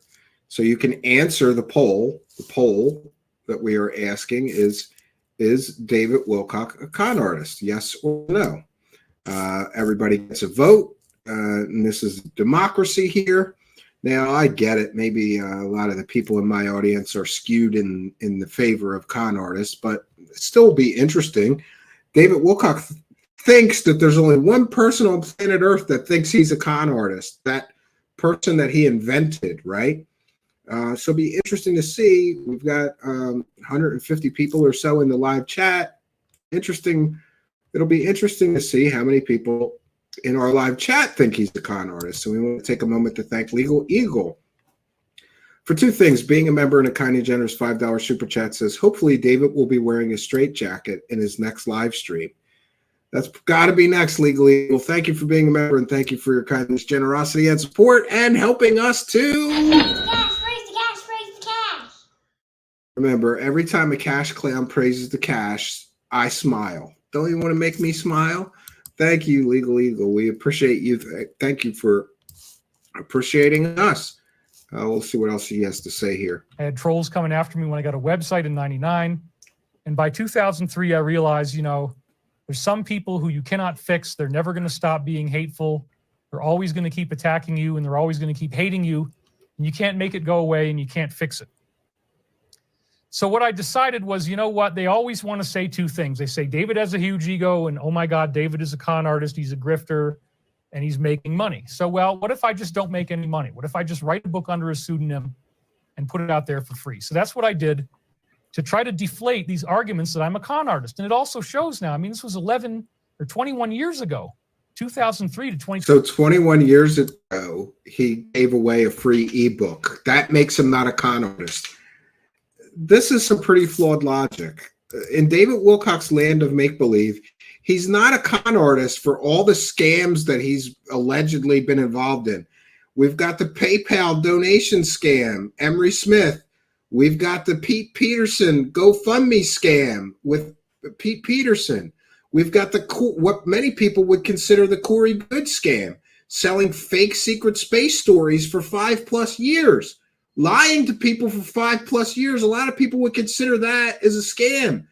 Working with a guy who's making up fake secret space program stories and telling everybody they're true stories, a lot of people would consider that a scam. The free energy and anti-gravity course that you sold has been called a scam. Your company, Stavati Aerospace, in court documents has been called a scam. But hey, because he gave away a free ebook 21 years ago, that means he's not a con artist for all of this other scammy shit that he's been involved in. That is the worst logic that I've ever heard. That we got to come up with a term for that. Like the Wilcock con defense. I'm not a con artist. I once gave away a free ebook. That means I'm not a con artist, even though my company's been called a con artist or a scam, investment scam and Ponzi scheme. And even though people who bought my anti-gravity and free energy course called it a scam. Oh, and then there was the Daniel Brinkley scam where you lied and said he was about to die and this was his last will and testament and he was going to share all this secret, sacred knowledge before he died. Daniel Brinkley's still alive, so a lot of people would consider that course a scam. And what about all the ascension courses? Did anybody ascend? A lot of people might consider that a scam. But hey, you gave away a free ebook, David Wilcock, 21 years ago. So you just get absolved of all your sins after that and all the shady, scammy shit you've done. Come on, pal. 2024 is 21 years ago. I have not wavered, and I have done things that nobody else is willing to do to expose at this level, to bring in this whistleblower's materials. Volley, as I said, her name was. That's to bring in the whistleblowers material. What whistleblower? Your fake whistleblowers? Something that nobody else has done. Hardly anybody's ever used her material. And part of the reason is they can't get through it because when you start reading it, it's so upsetting that you start crying. But I was able to get through this when... Could you imagine? I can't get through this book because it's making me cry too much. And it was in the hospital. Wow.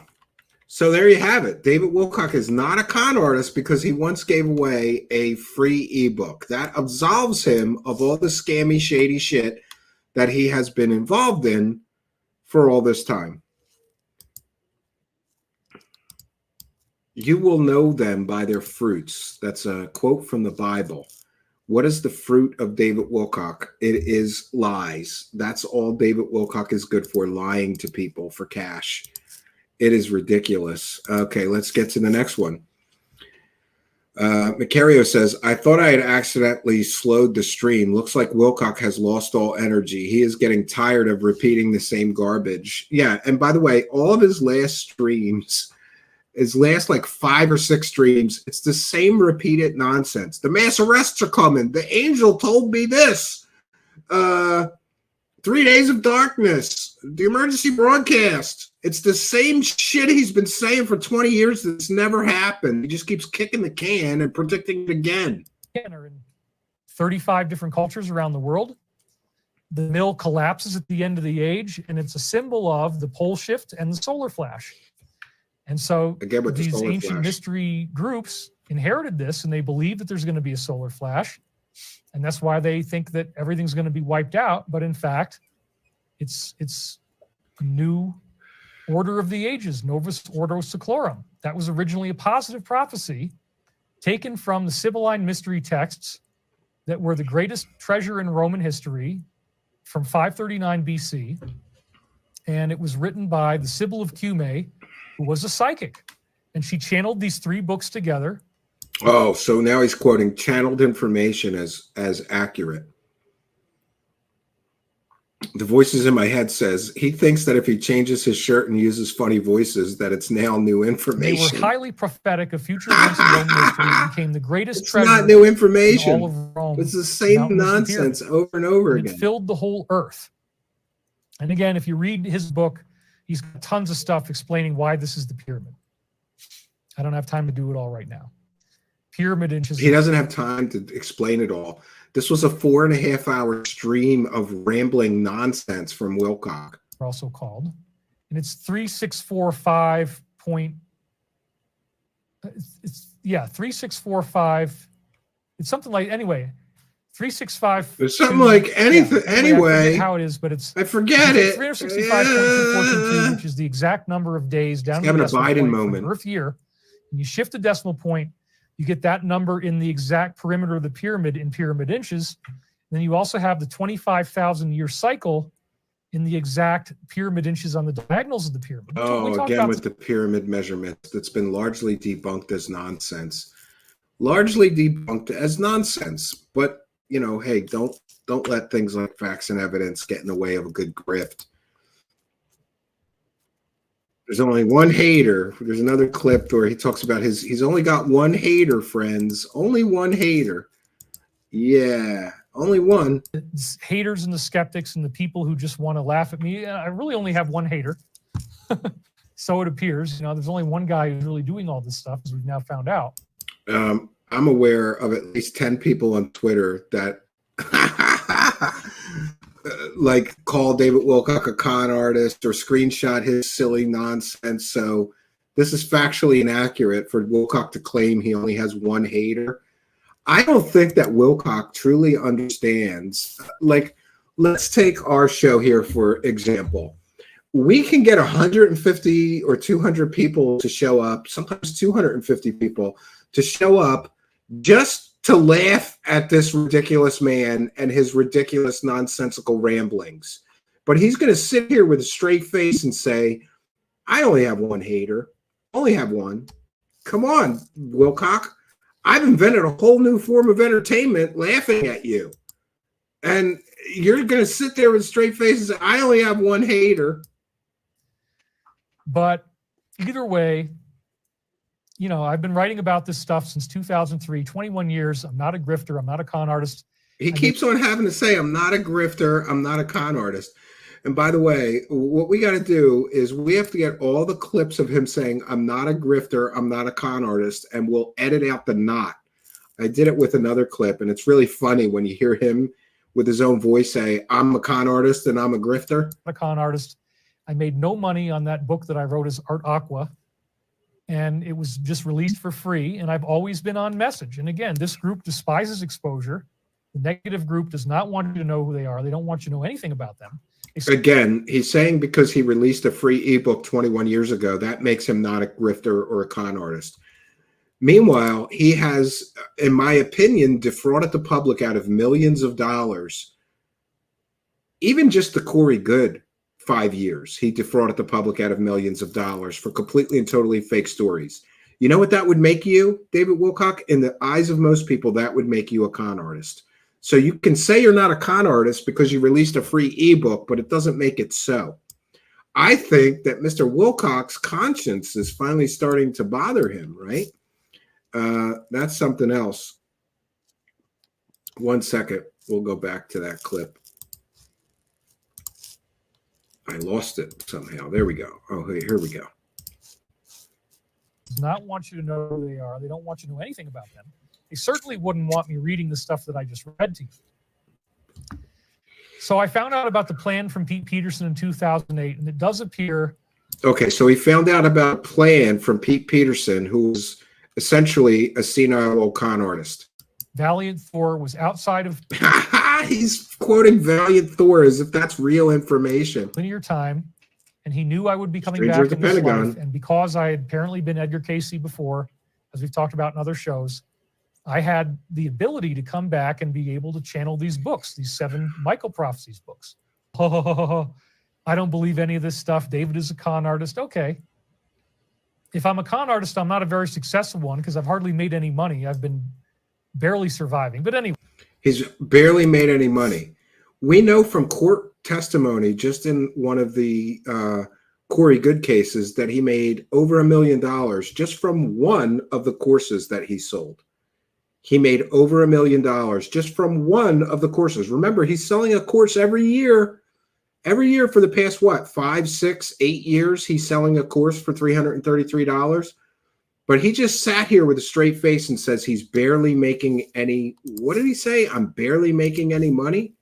Any of this stuff. David is a con artist. Okay. If I'm a con artist, I'm not a very successful one because I've hardly made any money. He's hardly made any money.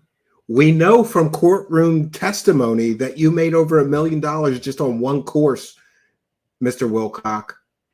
And we know you made hundreds of thousands of dollars from those documentaries with Corey Good.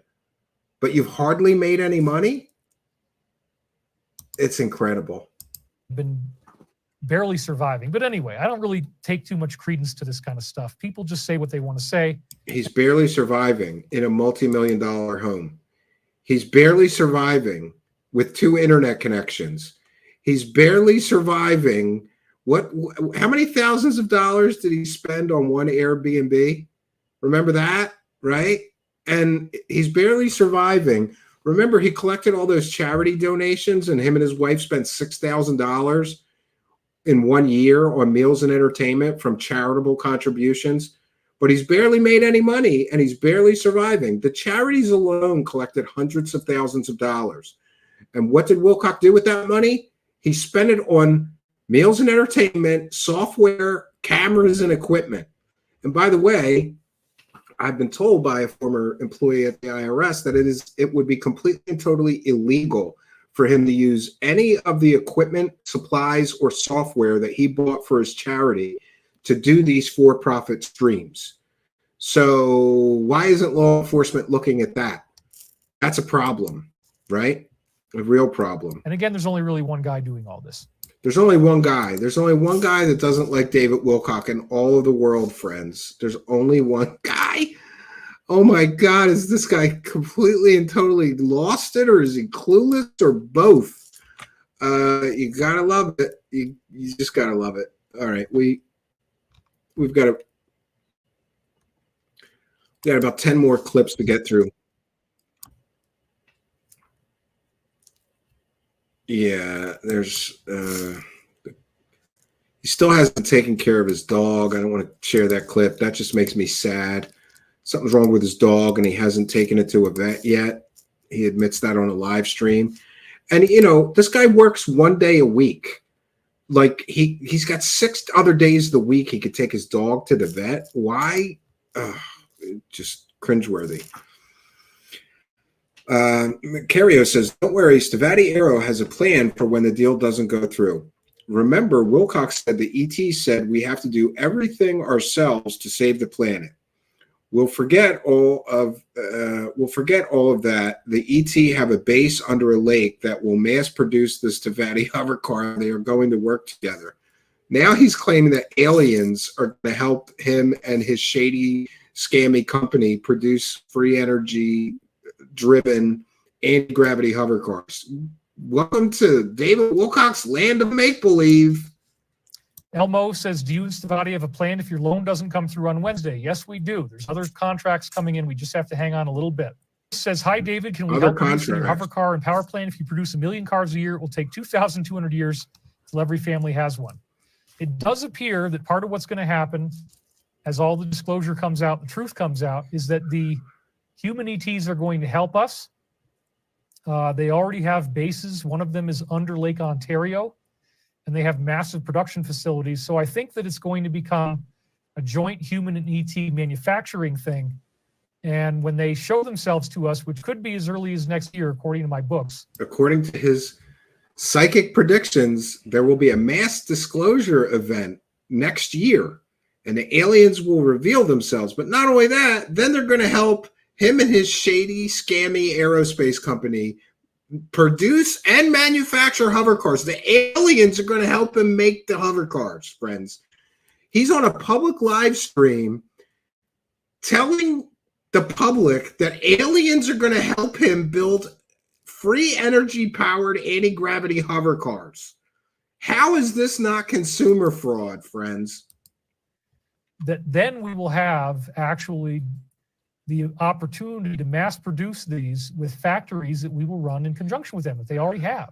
So that's very interesting. Great. That's his plan. Aliens have factories under Lake Ontario that will help him produce free energy anti-gravity engines. Like, how much more ridiculous can this man get? And how dumb are David Wilcock's followers? Oh, yeah? The aliens are going to help you make the hover cars, Mr. Wilcock? Really? Wow. Here's another $300 super chat. Buy some more bison steaks, right? Pay your taxes. Make those hover cars with the aliens, bro. My God. I didn't know it had gotten this stupid, but apparently it has. Now there's proof that the tribunals will happen. And that's because a Q-Tard Telegram channel, Shadows of Ezra, said so. That's his proof. A Q-Tard on Telegram posted this, so it must be true. Do you know how many fake Q-Tard posters post fake shit all day, relentlessly, nonstop? But David Wilcock's going to claim that this is proof that the tribunals and mass arrests are coming. It's getting ready because a Q-Tard Telegram poster said so. To happen, folks. Look at this. This is amazing. First of all, you read the whole thing. It says Elizabeth is guilty of treason. Read truth if you want televised tribunals. Oh my gosh. And he actually posted this, okay? He reposted an image calling her guilty of treason and for her to be prosecuted in these televised events. So the proof that the mass arrests are coming and the military tribunals are starting is that a Q-Tard Telegram poster said it's true and posted something on Telegram. So, you know, my God, is this stupid. It just gets stupider and stupider, though, friends. Macario posted this one and just said, it is not a tease. Do you really think they would be teasing all of this if it wasn't going to happen? I had one. Who's teasing this? Telegram channels that post Q-Tard nonsense all day? They're teasing the mass arrests? Mild hate comment on my Twitter from Jamal Lord. He said, I'm not going to do super chats anymore. I'm not donating money to you anymore, David. I'm tired of waiting. Well, you don't have to wait very much longer. These are all things showing us. And again, I'm not in control of this. I'm just reporting on what they're saying. I'm bringing it out to you in the open. And we still got a half an hour left. This is great because we're getting pretty close to the end now. Do you really think they would tease this if it wasn't going to happen? I mean, come on. Obviously, we're heading into something. It's big. It's coming fast. Any day now, the mass arrests are going to happen. How many times have you promised that to your followers, David Wilcock, you dumbass? It is just ridiculous. It's ridiculous. It's nice to see some of his followers are waking up. Like this Jamal person said, I'm getting tired of waiting. None of this shit is going to happen. I'm not sending you any more money. Good. Don't send this clown any more money. He's been promising mass arrests and military tribunals for years and years and years. It never happens. And this is great. This will show you just how crazy David Wilcock is becoming. David believes that they are in his computer, and Arby's got a new commercial idea from a dream that he had. They even hired Kyle MacLachlan from the 80s Dune movie because of David Wilcock. Really fake, and I was seeing right through it, but everybody in this organization, except for me, really seemed to be really into it. Could it be possible that they could have organized this shoot just since I released that on Sunday? Absolutely, yes. And if they're in my computer, they would have had like a week because that dream. Arby's is inside David Wilcock's computer, and they're taking ideas for their commercials from his computer and his dreams. And Arby's is making commercials with the Dune star. Oh my God. This is just so childish and so ridiculous. And how self-centered and egocentric do you have to be to think a major fast food chain broke into my computer, knows what I'm dreaming, and then creates new products and commercials for new products because of what I said on my show? My God, this guy's ego knows no bounds. Came early in the week and I didn't report on it until later. So either way, it is possible that they could have hired Kyle MacLachlan to do this, the guy from Dune, after I did my video on Sunday. You can make a shoot in one day. You can write a script, shoot it, get some music on it, and put it out. And Oh I my think God. they are really trying to screw with I want to go to Arby's Media Relations and ask them if they did that commercial because they hacked David Wilcock's computer. my head. And also, they might be trying to appease me because they're going to try to play into the Michael narrative. And I'll show you what they did in the Super Bowl halftime in 2023. Arby's is trying to play into David Wilcock's grift now. That's really shocking, folks. When you see that, you'll be like, oh, man. Okay, but anyway, he goes out. Kyle MacLachlan from Dune goes out as a cult bully. Oh, my God. Potato cakes. Arby's got the idea from David Wilcock. But this is nothing new. Remember, David Wilcock was showing like ads that somebody did and said that they got the fonts because he used the fonts first. My God, it's just so silly and so stupid. Okay, so here we go with the Arby's. He's claiming that Arby's stole their new product from his computer. I thought this was super hilarious. It's 2 minutes and 3 seconds long. Viral length. This had 55,000 views. And here's Kyle MacLachlan putting his hands together in this triangle symbol. And he's got eyeliner on, and he's got the same robe and the funny necklace, exactly the way I was describing about the dream. The only thing they changed was that in mine, it was a white robe with gold trim. And in this, it's a brown robe with gold trim. But it says here, welcome to the Order of Potato Cakes. And I have to say, he's very, very funny. I thought this was extremely clever. I loved it. He loved that Arby's is taking products from him. My God, the level of stupidity of this man. Like, how brain dead do you have to be to think that Arby's is breaking into your computer and making commercials with, you know, the Dune movie star because of you? My God. ML with a kind and generous $10. Super chat says, thank you for making me laugh. You're truly hilarious, Steve. Well, I'm glad I could put a smile on your face, and you sure put a smile on my face. For those who don't know, every time somebody sends a super chat and I hear the Cash Clown praising the cash, I get a smile on my face. Thank you, ML, for two things: being a member and your kindness, generosity, and support, and for helping us to... Praise the cash, praise the cash, praise the cash. It's like music to my ears, friends. We need to praise the cash hard. I can't praise the cash as hard as David Wilcock, but I can try, right? Oh my God. It's just so stupid. It's just, every time you think that David Wilcock couldn't get any dumber and that the shit he talks about couldn't get any stupider, it gets stupider. Now he's saying that the Dune movie is all about David Wilcock, even though it was written decades before he was born. I don't understand this, but he's claiming the Dune is all about David. He really believes he is the savior. No, that's one layer of it. But then this is the guy from Dune who was, you know, the Kwisatz Haderach, the Muad'Dib, or the Lisan al-Gaib. And they just came out with a new movie, Dune 2, and it's on Paramount Plus. I started watching that again last night because this is all about the idea that there's this guy who becomes the leader of these people, the desert people known as the Fremen, and they have access to these sandworms that provide them with something called the spice. And the spice gives them these psychedelic visions that ultimately leads to their eyes turning blue, and they gain ascended abilities. It's basically... Dune is prophetic of the activation of fourth density humanity. But part of what makes Dune so weird is that his character, Kyle MacLachlan's character in the original movie and the new movie, both, that character is backed up by the Wilcock did invent that font, which is a society of high priestesses women who are very evil and manipulative. Absolutely very not. much depicting of this I can't disagree. Cult that we're talking about. So it's kind of a very convoluted metaphor because, he's like their Messiah. But even Frank Herbert said when he saw the original Dune movie, I didn't intend for this guy Thanks for ruining the really movie, be David. like a true Messiah. I wanted to be kind of a problematic. I haven't watched Dune 2 either. It's on my list. Thanks for reminding me.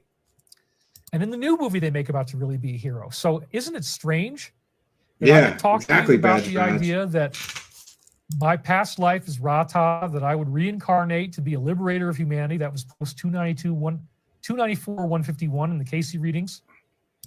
And we also Yes, he thinks he's the savior of humanity. No ego there, right? I am the liberator of humanity. posted 262:49, which was another prophecy. So there's this prophecy Nice to about know, me Anthony being Peterson. something Thanks for like letting me the know. idea of Muad'Dib, but a positive version, not from some evil priestesshood like the B'nai Gesserit. He could do a movie and call it Goon. And then they show you the Good point, all-seeing eye Wonder. on the He should top do of the that. pyramid. They say he will return. The return of who is what the post was asking. This was right during the time I was on the air. Yes. Who can take a man And then they wearing a post tie this like that thing seriously? where they've got the Muad'Dib, the Kwisatz Haderach, showing up as a cult leader. It's You're like right. they're making fun of me and they're making fun of what we're doing. And I believe they're telegraphing that they want to hijack this whole thing. And they're actually going to do a mass UFO visitation. So Arby's is hijacking David Wilcock material because the aliens are going to do. Oh my God. So we'll talk more about this as it goes on. But it's, again, I'm not evil. I'm just trying to do my job here to. I'm not evil. I'm not a con artist. People who are not con artists and not evil don't have to say that. I mean, it's just my opinion. Lana Venezuela, thank you for your kindness, generosity, and support 2 times. Thank you for being a member, and thank you for your kind and generous $5 super chat. Says, is he trolling everyone or just completely delulu? Jesus Christ. I know. At some point, you have to ask yourself, is he doing this on purpose? Just is he getting wacky on purpose so people talk about him? Like maybe that's the strategy. I don't know, Elena. But by the way, love that name, Elena. That would be on the list. If I ever had a daughter, that would be on the short list of names that I would like for a daughter. Wonderful name. I forget, but I thought I remembered what that meant. Name meaning. Let's check. I know that was on my list for. Oh, it means attractive, precious, handsome, peaceful. Peaceful offering. Alana is a feminine name of German, Irish, English, and Hawaiian origin, of a variant of the spelling of Elena, A-L-A-N-A. It means attractive, handsome, and peaceful from the Irish, and its roots in Hawaiian, it means offering, a description that fits a baby to a T. Oh, that's interesting. Well, thank you, Elena, for your kindness, generosity, and support, and helping us to praise the cash. Praise the cash, praise the cash, praise the cash. Oh, we're praising it tonight, friends. Thank you for your kindness, generosity, and support. Elena, we appreciate you, and thank you for appreciating us. Okay, on to the next one. We don't have too many more. I much prefer this new way that we go through David Wilcock nonsense. It goes much faster. Oh, now he's talking about more Shadows of Ezra posts. And welcome, David's new company is going to make beef, apparently. Yeah. That you stop eating beef, claiming that cow farts are causing climate change. You can either fix the cows and stop them doing that, or you can make beef without the cow. Yeah, either one sounds really great. So this is July 3rd, 2024, 3:36 p.m. my local time. Now, this was very, very interestingly timed. Again with the because it was Q-Tard only, posts. well, I think 10 minutes is wrong. It might have been a little later than that. But yeah, no, I talked to her. My session started at 2 o'clock. And so I was Apparently David Wilcock's in on the therapy. phone from 2 to 2:45. And the post appears like, it wasn't 10 minutes. I was a little bit off on that, but it was within a half an hour. And when I was on the phone with my therapist, and the Alliance is obviously going to be listening to these calls because I'm a person of interest, and they probably consider me a national asset, I imagine. He just said that the Alliance thinks he's a national asset, and they're listening in on his phone calls because he's a national asset. He's the liberator of humanity. He's the savior of the human race, and he's a national asset. You lie to people for a living, David. Nobody in the government knows who you are. I'm sure they do. So they're listening to the national asset. I've been told that there's actually like 30 people listening live to any of my phone calls. And I had specifically talked about this beef business, which is one of the things that Savati is getting He just claimed that he has 30 people from the government listening in on his phone calls. ready to do. It turns out that we have a company that has invented a type of feed for cows. And when you feed the cows this material, which is organic and natural, and I'm not Cows going that into too don't much fart. detail, Wonderful. instead of growing for 30 weeks to get to adulthood, they grow in 15 weeks or 15 months instead of 30 months. I'm sorry. They only grow in 15 months, so just over a year. They do not fart. They have no farts anymore. Oh my God, And I cows was with going no into fart. detail talking about this with my therapist. Cows that can't The fact fart. that the meat is like the best tasting. It's better than Wagyu beef. It's incredibly perfectly marbled because when they get fed properly, the meat comes out very, very nicely. They don't fart. They grow in half the time. Cows And it's that affordable. can't fart. So this company already exists. I haven't worked out the deal yet of moving forward with them, but I probably will actually in the future begin promoting this product because these steaks are Fartless beef. He's going to be promoting fartless beef, friends. He said it, not me. He's going to be promoting a company that makes beef from cows that don't fart. Just when you think it can't get any stupider, it gets even stupider. David Wilcock is saying that he's going to be promoting and investing in a company that makes beef from cows that can't or don't fart. Awesome. they're going to be the best steaks you've ever had in your life. I haven't gotten to try them yet, but I'm very excited about this just because of the lack of methane. And yet here you got Wild Bill saying, well, we need to vaccinate the cows. I won't put anything weird in there. I promise it's all going to be very legal. Sure. Well, the point is I've been geeking out about this on the phone with my therapist. And within, I guess it was like a half an hour, 40 minutes, the Alliance posted that exact subject. The Alliance didn't post anything. The Alliance doesn't exist. A Q-tard Telegram poster posted that shit, David Wilcock. There's a difference. There is no Alliance. There's nobody listening to your phone calls because nobody cares about your nonsense. If the government actually cared about the things that David Wilcock is saying, he would probably be in a jail cell right now for consumer fraud. That's my opinion, and I'm entitled to it. How many times can you let one man lie to people on the internet and take money from people for false nonsense before you get to the level where it's considered a form of consumer fraud? Yeah. But don't worry, he's going to have a company. You know, he can't get the Stavati Aerospace is a complete and total scam by many people, according to many people. But now he's going to start another company or invest in a company or be part of a company that makes cows that can't fart. Great. And, I don't want to see us, inoculating all of our cows because he's probably going to put something in there that shouldn't be there. So this to me it was a dazzling synchronicity. A dazzling synchronicity. And by the way, if you are in therapy and you're talking to your therapist about cows that don't fart, you belong in therapy. Why would you waste a therapist's time talking about cows that don't fart? Like I said, every time you think that this can't get any stupider, it cannot get any stupider, then we just listen to something new he says. Cows that don't fart. It's incredible. It's incredible. Cows that don't fart. All right. We got just a few more for you. I can't take much more of this clown.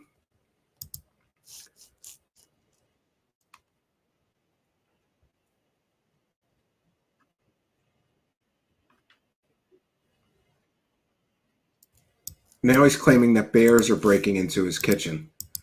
And by the way, that's something we can fact check. There is wildlife management in the state where Mr. Wilcock lives.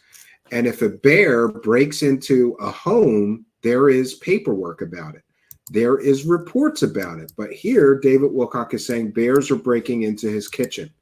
So there'll be some paperwork from the wildlife management people confirming that bears broke into your home, right, David Wilcock? Don't forget with David Nino Rodriguez to do a show. Yes, I'm getting ready for that. I do want to reach out to him soon. Sorry that I haven't. It's been very crazy. Bears breaking into my kitchen, state taxes, taking all the money out of my account, et cetera, et cetera. So he's claiming that bears broke into his bears broke into his kitchen. Does anybody believe that bears actually broke into David Wilcock's kitchen?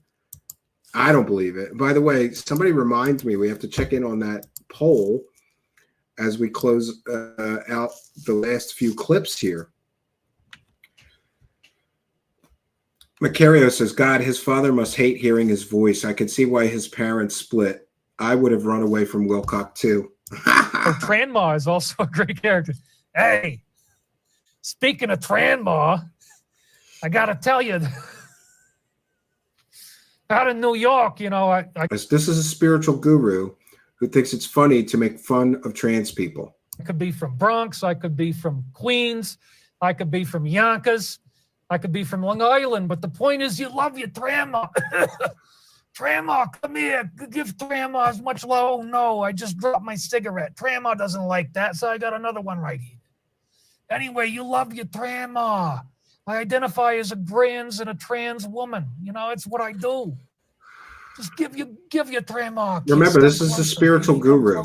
This is a man who is in constant communication with the Archangel Michael, and here he is making fun of trans people. I love you. Makes a lot of sense. Wouldn't the Archangel Michael tell him don't make fun of gay or trans people? He makes fun of gay people. He makes fun of trans people. And I love you. I'm your Tranma. See, there's no boundaries here. Anything can happen. Anything can happen. I get Arby's commercials during the meditation. Please help. Well, again, you can. I'm looking at myself as true. Oh my God, it's funny. God damn it, boy. I've told you so many times you got to reel in that mouth. Your mouth just keeps flapping your He's gums. definitely smoking bath salts. Over and over again. You think you can get away with Snorting talking like bath this. salts. Going out there being a big shot. You think it's all about ego. It's all about you, David. Well, just back off, son. I have had it. My God. My God. All right, we're down to the last clip. Thank God, because I can't take much more of this idiot. Every time you think he can't get dumber and stupider, he does. Now he's talking about having a company that makes beef from farts, from cows that don't fart. You heard it here first, right?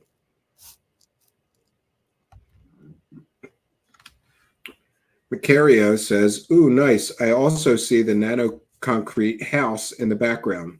I'm saving my money so that I can invest in David's new company. I think cows that can't fart is going to be the next big thing. It's going to make billions of money. And Osiris says, Jesus Christ, this guy is really off his rocker. And when I was on the phone with my therapist, and the Alliance is obviously going to be listening to these calls because I'm a person of interest. Oh, we already played this one, I think. Ever had in your life. I haven't gotten to try them yet, but I'm very excited about this just because of the lack of methane. The fartless cows. Here you got Wild Bill saying, well, we need to vaccinate the cows. I won't put anything weird in there. I promise. It's all going to be very legal. Sure. Well, the point is I'd been geeking out about this on the phone with my therapist, and within, I guess it was like a half an hour, 40 minutes, the Alliance posted that. The Alliance didn't post anything. It was a Q-tard that posted I don't want to see us, inoculating all of our cows, because he's probably going to put something in there that shouldn't be there. So this, to me, it was a dazzling synchronicity. A dazzling synchronicity, friends. Dazzling. I was just talking about cows that don't fart, and suddenly a Q-tard poster posted about cows that don't fart. What an amazing synchronicity. No, it's called a coincidence, you dummy. And why would you waste time talking to your therapist about cows that don't fart? My goodness. All right, so we're going to check in. We're going to check in on the poll. Now, the poll was, is David Wilcock a con artist? Wow. 1 second here. Let me glance past something here. All right, we're going to share my tabs so that people know that I'm reporting accurately on our poll. And the poll question was, is David Wilcock a con artist? 93% of our live audience says yes, David Wilcock is a con artist. 7% says no, David Wilcock is not a con artist. Must be a few of his followers here Who would say no, he's not? Come on.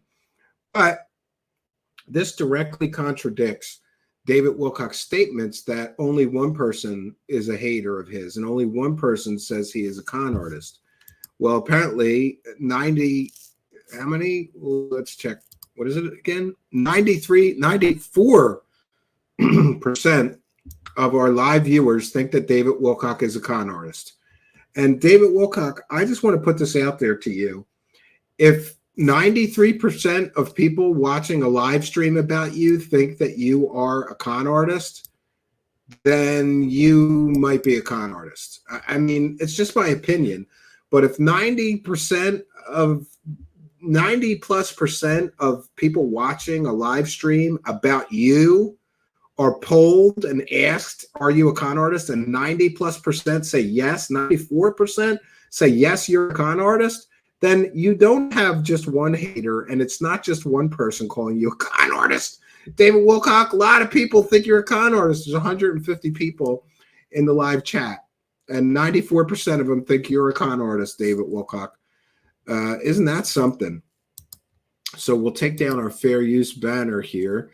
And I just wanted to be sure also to tell all of you fun people that David Wilcock has a new product that he's going to be selling.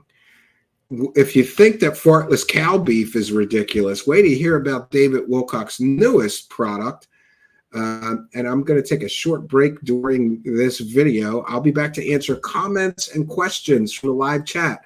So get your comments and questions for me ready. Put in all capital letters. The show is not over. 1 second, I'll change the banner to the comedic parody.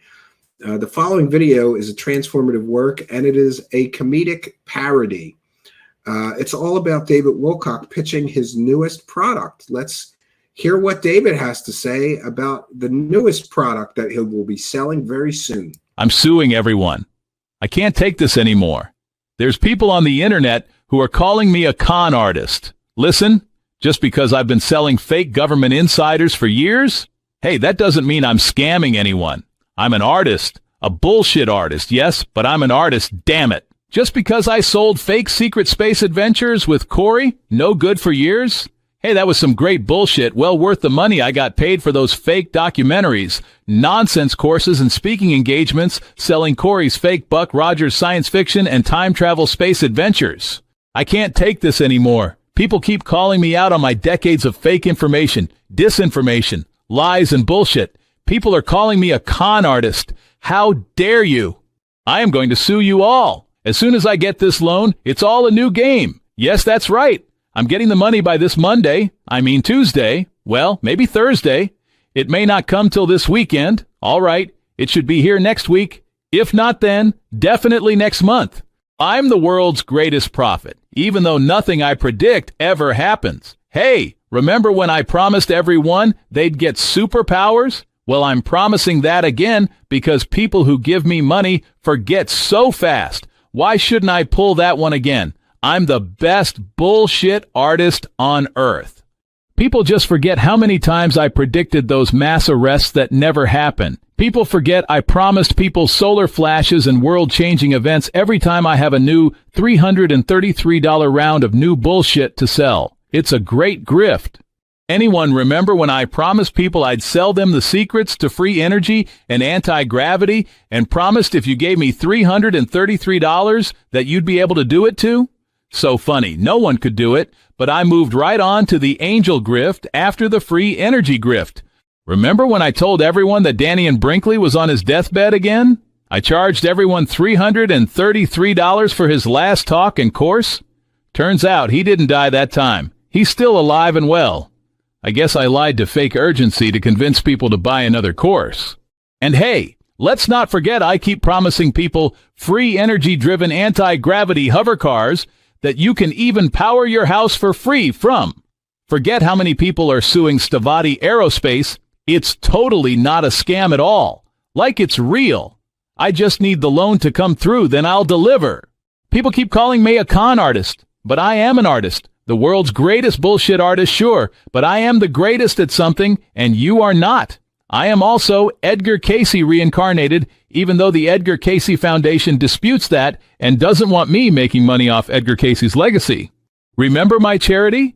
I collected perhaps hundreds of thousands of dollars, and I spent it all. Me and my wife had an awesome time spending almost $5,000 from those charitable contributions on meals and entertainment. Then I spent thousands on software and equipment. It was awesome. I did almost no real charity work, neither did my wife. We did give about a nickel on the dollar to other charities, but we spent the other 95% on expenses. Why did we have so much in expenses if we do no real charity work anyone can see? Hey man, I have expensive tastes. We bought furniture, software, equipment, computers, cameras, and supplies. Toys for me to play with. Running a charity is fun when you get so much free money to spend. But listen, you need to forget about all my past grifts and keep your mouth shut about all the disinformation, misinformation, and fake government insiders I've sold in the past. Now I have really compelling new bullshit to sell you, so get out your wallets. I need to praise the cash hard right now. I'm suing everyone. I can't take this anymore. There's people on the internet who are calling me a con artist. Listen, just because I've been selling fake government insiders for years? Hey, that doesn't mean I'm scamming anyone. I'm an artist. A bullshit artist, yes, but I'm an artist, damn it. Hello, I'm David Wilcock. I know many of you are struggling with the crippling economy and runaway inflation. Still, it's never a good time to stop grifting, so I can't stop now. I need your money now more than ever. I have a new special offer for you. It's only $333. I know many of you may not have grocery money for the month or rent money, but forget that. Who needs to eat or keep a roof over their head when you can get superpowers from me instead? So forget about all your worries. Buy my special offer before the 3 days of darkness comes and mass arrests. Yeah, see? This special piss came from me, the divine prophet. It's very special piss, see? It will cure all that ails you, see? Yeah, see, this special piss can be yours for just $333. The Archangel Michael told me to sell my special prophet piss. See? Make sure you buy gallons and gallons of my special prophet piss. It can give you superpowers. Yeah, see? My special prophet piss can give you superpowers.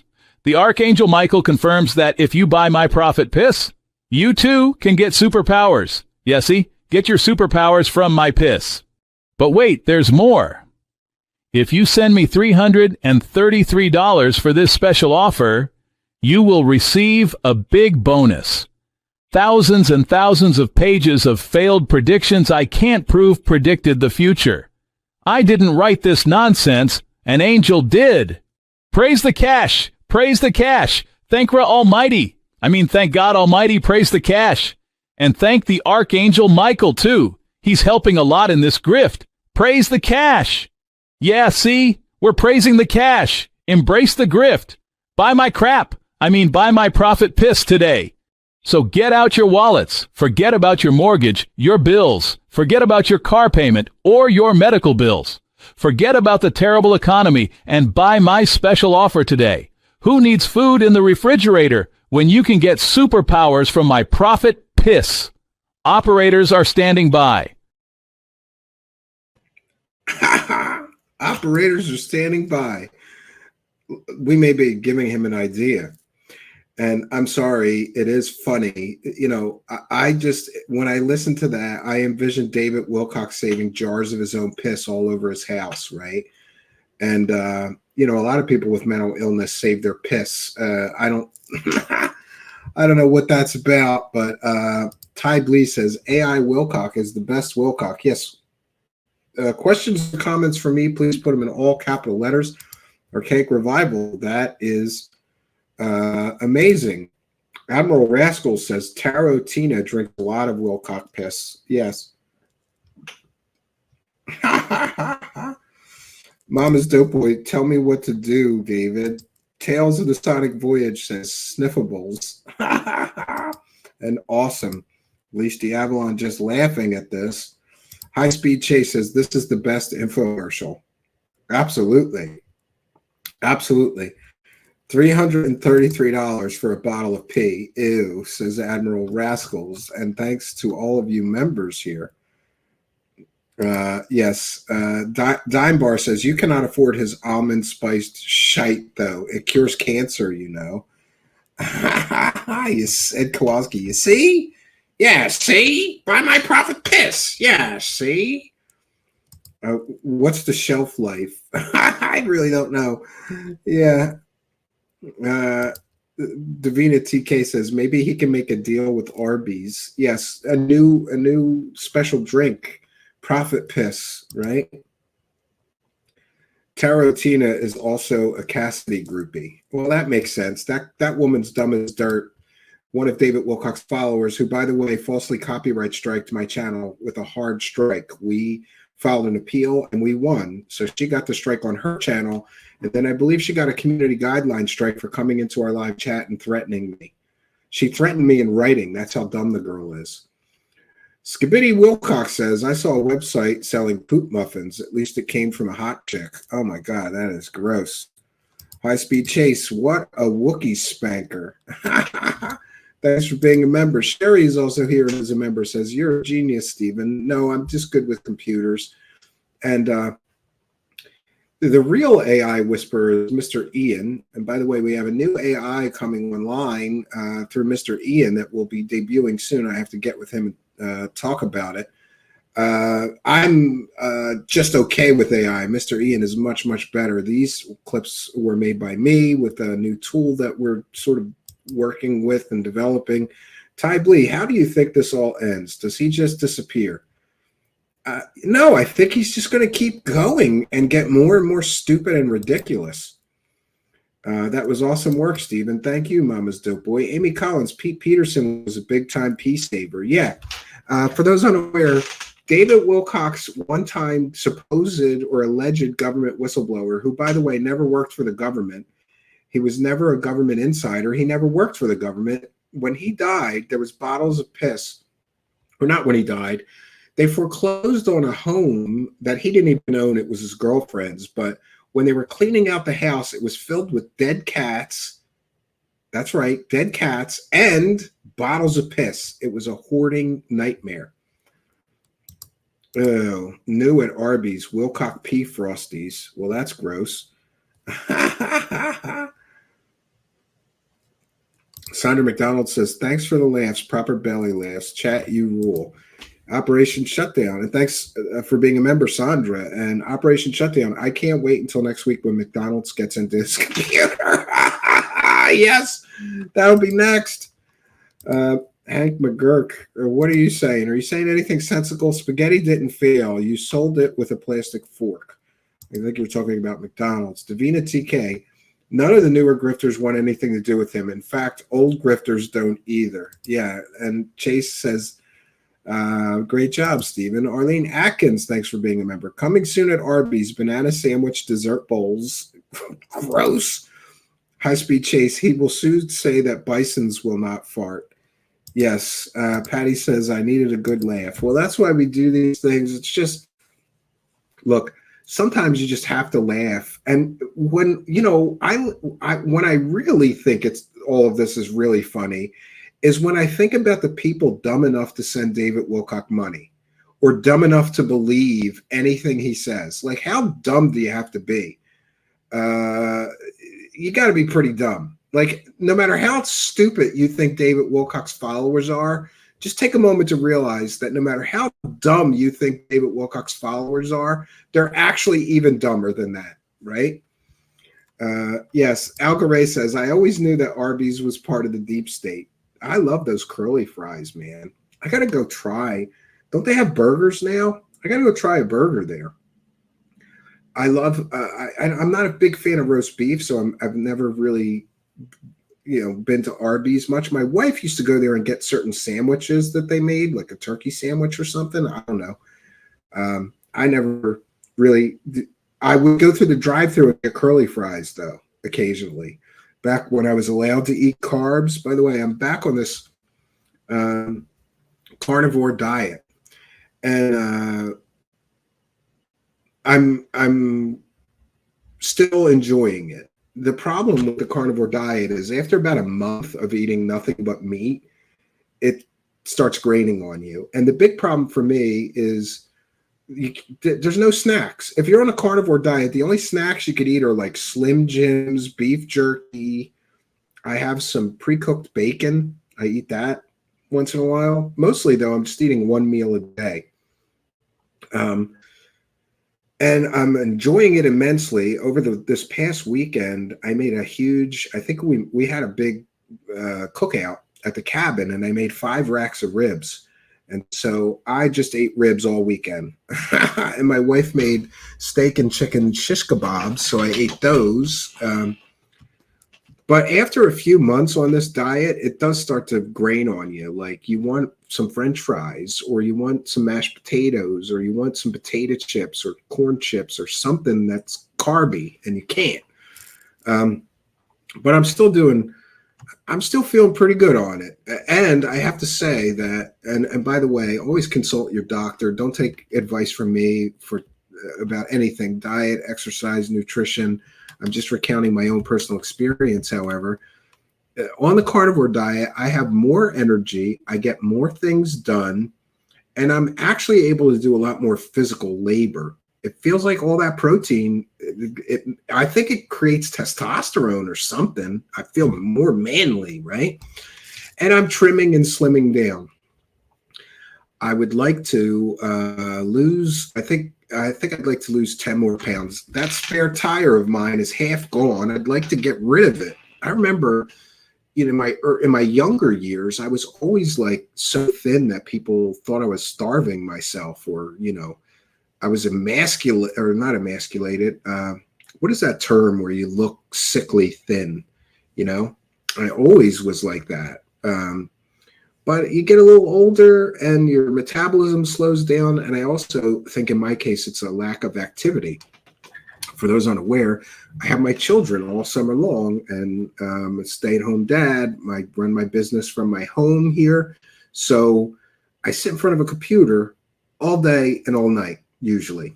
I've been trying desperately, go walk for an hour. Just walk. There's some hiking trails and things around my home, but mostly I just walk around. I put headphones on. I listen to music while I do it. I really got to get more active. If I was at the cabin every day, I think I'd be fine because I'd be carrying rocks and logs around and doing things there. The cabin has been a tremendous amount of physical labor.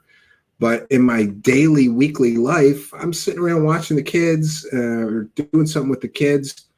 And then I'm sitting in front of a computer. So I've got the diet works great, but I'm sure that the carnivore diet would work better if you were exercising a lot along with it. But I mean, I'm sleeping better. I feel great. I have much more energy. So if you're thinking about doing something like that, consult your doctor or healthcare professional. But in my case, it seems to be working. High Speed Chase says, your cabin is amazing. I got to tell you, friends, I'm really enjoying the covered porch. It just so happens I finished the covered porch. It's it's like 12 by 36. It's a big porch. I finished the covered porch more or less. We still have to do some flashing and some finishing and trim work, but the roof is in and I could sit on the porch. And boy, I got to tell you, as soon as I finished that covered porch, it seemed like it rained a lot. It rained all weekend, last weekend, but not all day and all night. Like it would rain for 2 hours and then stop. And it's great to have that porch and just sit there, still outside. I have sort of an outdoor kitchen that we're working on the porch. So we're having a cookout outside, whether it rains or not. Richard Warner is here and says, missed it. Damn. Well, that's what replays are for. Anorexic. Yes, that's the term, Mama's Dope Boy. People used to think I was anorexic. Kind of enjoyed that, though. When I was a starving musician, like a lot of women would always feed me, and I like that. You want to capture a man's interest, especially if he's a starving artist. Feed him. I'll never forget. I knew that I was already into my wife when I first met her, but one of the first things that she did, she came over to my home at the time, and I had this little tiny, crappy house and a barely working kitchen. But she made me pot roast, and she made me a pork chop dinner. And as soon as I tasted my wife's cooking, because her mother is like the best, most amazing cook I know. As soon as I tasted my wife's cooking, I was like, I gotta keep this girl around, And that was 20 plus years ago, and she's still here and still cooks even better now. And my wife is also she's kind of a big fan of these kitchen gadgets. Does anybody know what I'm talking about? Like, my wife has gadgets for everything. She's got a hot dog roller. She's got ice cream makers, bread machine, quesadilla makers. She's got tabletop electric grills. She's got, what else do we have? We have all kinds of stuff. Oh, these air fryers, right? She's just big on the kitchen gadgets, and slow cooker, crock pots. I like the quesadilla maker. We've got electric pizza maker. We just got everything. So the way to a man's heart probably is through his stomach, but some women would tell you there's a faster way. Pathfinder says, my cooking is legendary. I burn water. Yeah. Well, you know what, Pathfinder? This home has an electric stove and electric kitchen, and I've never had that in my life. When we first moved here, I burnt so many pots. You cannot, with electric heaters or electric ranges, you can't put it on high. It seems like if you put it on high, you're burning the pot, you're burning the pan. You got to put it on like 3/4. It took me a while to figure that out. I burnt so many pots and pans. Mama's Dope Boy says, at least she's interested in cooking. That's a good thing.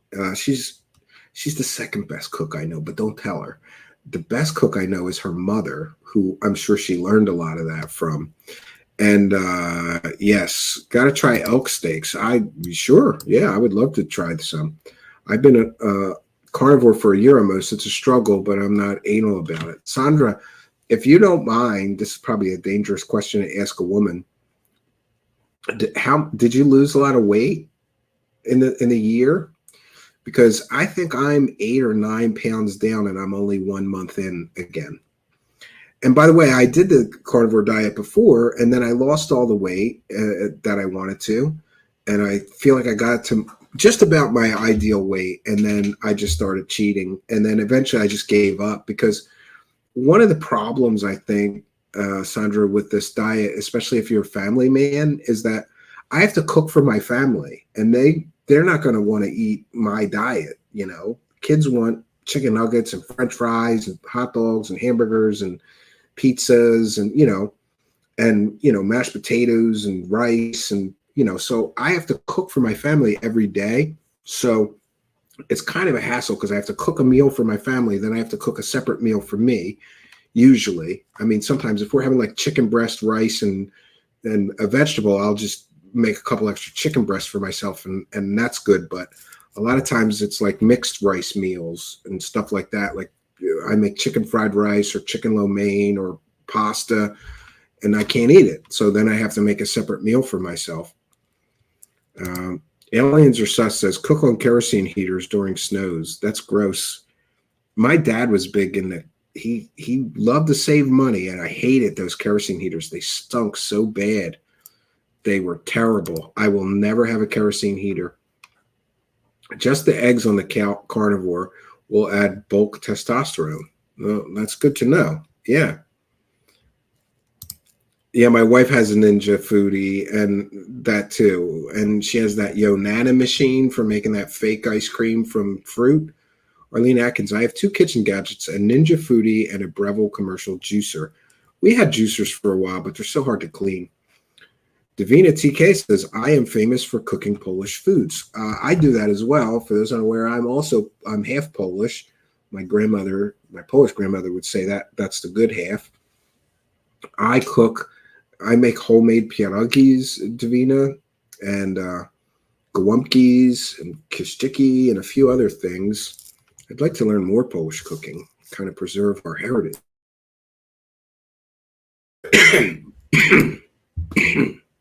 High Speed Chase is asking, do I like sushi? No. I am a huge fan of seafood, except sushi. Something about raw fish? Nope. Nope. Not at all. Won't eat it, which is good because sushi is expensive. Good sushi is, anyway. Homemade pierogies are so good and worth it. Mama's Dope Boy, I make batches of them. You know, I'll make like 10 dozen, and then we'll eat 1 dozen and I freeze the other ones. Good quick meal. That and some Polish kielbasa. Easy meal. Wilcock makes homemade piskies. Gross. I've had the same wok for 35 years, says welcome to the show. Well, thanks for being a member. I'm a big fan of woks and stir frying. I'm really into Chinese cooking, or I'm trying to learn. So far, I make really good lo mein, chow mein, and fried rice. I make orange chicken, General Chow's chicken, and a few other dishes, Chinese food dishes. How about oysters? Not a huge fan of oysters, but I do like fried clams. I'm not a big fan of like steamed clams or clam bakes. I like fried clams, love shrimp, love lobster, crab, just about any fish I'll eat. I'm a big fan of mahi lately. There's a discount supermarket near me, and occasionally they have a nice big chunk of mahi. Yeah. Mongolian barbecue. Yeah, I've made Mongolian beef as well. Yeah. Sandra says, I need a rocking chair on my wee porch, but it would get knocked off. Yeah, I'm looking for a couple of rocking chairs for my porch. I still try to capture the flavor of grilled trout with a block of tofu. I've come a long way. I wouldn't eat that stuff. Skibidi Wilcock says, I'll fry your clam. My fella has a wok, but a glass top stove. I had to get a fancy ring thing to protect the stovetop. Oh, that's interesting. Steamed hams, another name for hamburgers. Long story. Halibut is amazing. Yeah, I'll eat any fish. But because honestly, most fish taste the same to me, whether it's tilapia, flounder, bluefish, it all tastes the same to me mostly, but mahi is different. That tastes different to me, and shark steaks are different. I'll have to give halibut a try. I don't know. Yeah, so we have done our due diligence. I guess we've covered the latest in the wacky world of Wilcock, but don't worry, he really needs money. So I'm sure that he will be back next Sunday. And here's an interesting meme somebody posted. I'm getting funding any day now. Damn it, David, it's a scam. Yeah, I'm beginning to think that the people at Stavati are lying to David Wilcock. I really am beginning to believe that. I think they're lying to him because they owe him a lot of money, just like they owe a lot of people a lot of money. And they're claiming they're going to get this loan. But according to public records and David Wilcock's statements, I think Stavati is in $6 or $7 million of debt, and David Wilcock is in $1.5 million in debt.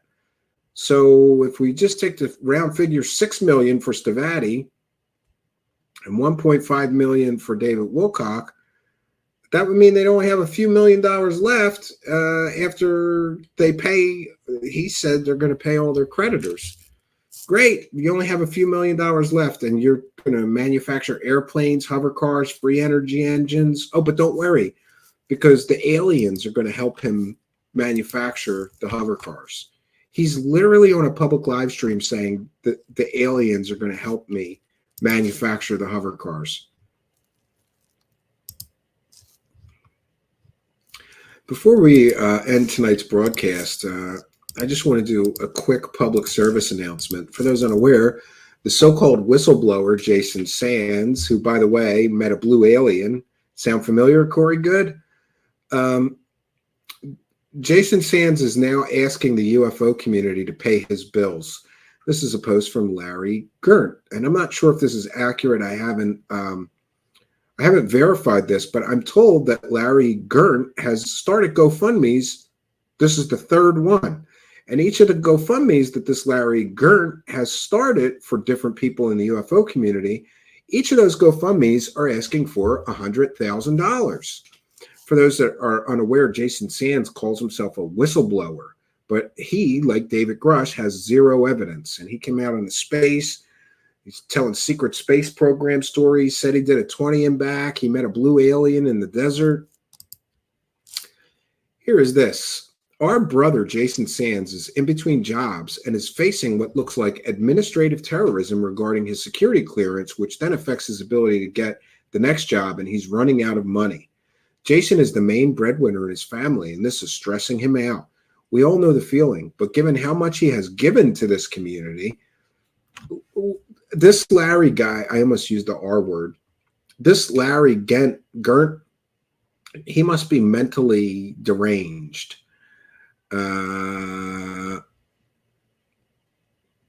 What has he given the UFO community? Fake stories with no evidence? Anyway, given how much he has given to this community, I am asking you all to give what your heart dictates back to Jason to relieve his stress and keep him happily on his bandwagon with all our eyes on the prize. Nothing less than changing the world. Thank you so much. And if you click on the link to go to the GoFundMe, Jason Sands is asking the UFO community for $100,000 in a GoFundMe. I mean, come on, man. And I tweeted, didn't take long for this guy to expect the UFO community to pay his bills for him. He should have to prove, quote, administrative terrorism, unquote, before he takes money. Otherwise, this is a form of consumer fraud, in my opinion. So for those unaware, they're basically saying he's getting hassled by the government and threatened with his security clearance being revoked. And so therefore he can't get a job.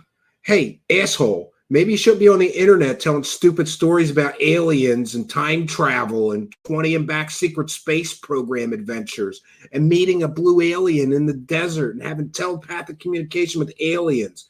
Because, listen, I haven't worked for somebody else. I've been self-employed for many years now, but I know this much from working in corporate America.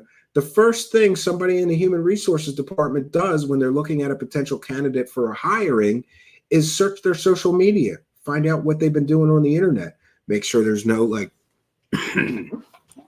drugs or I don't know, racist stuff.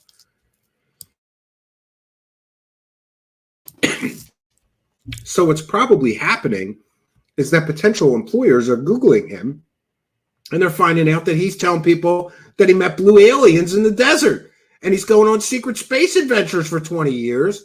And they're saying this guy's a wackadoo. He's off the list of a potential hire. He made his own bed. And sorry, not sorry, but I feel like fuck this guy. Let him pay his own goddamn bills. You're the one that decided to go grift off of aliens, dude. Pay your own bills. You want $100,000 from the UFO community. Oh, he's given the community so much. What is he giving? Fake stories? Evidence-free stories. Great. Science fiction fantasies that he lifted, essentially. He's basically copying stories off of Corey Goode.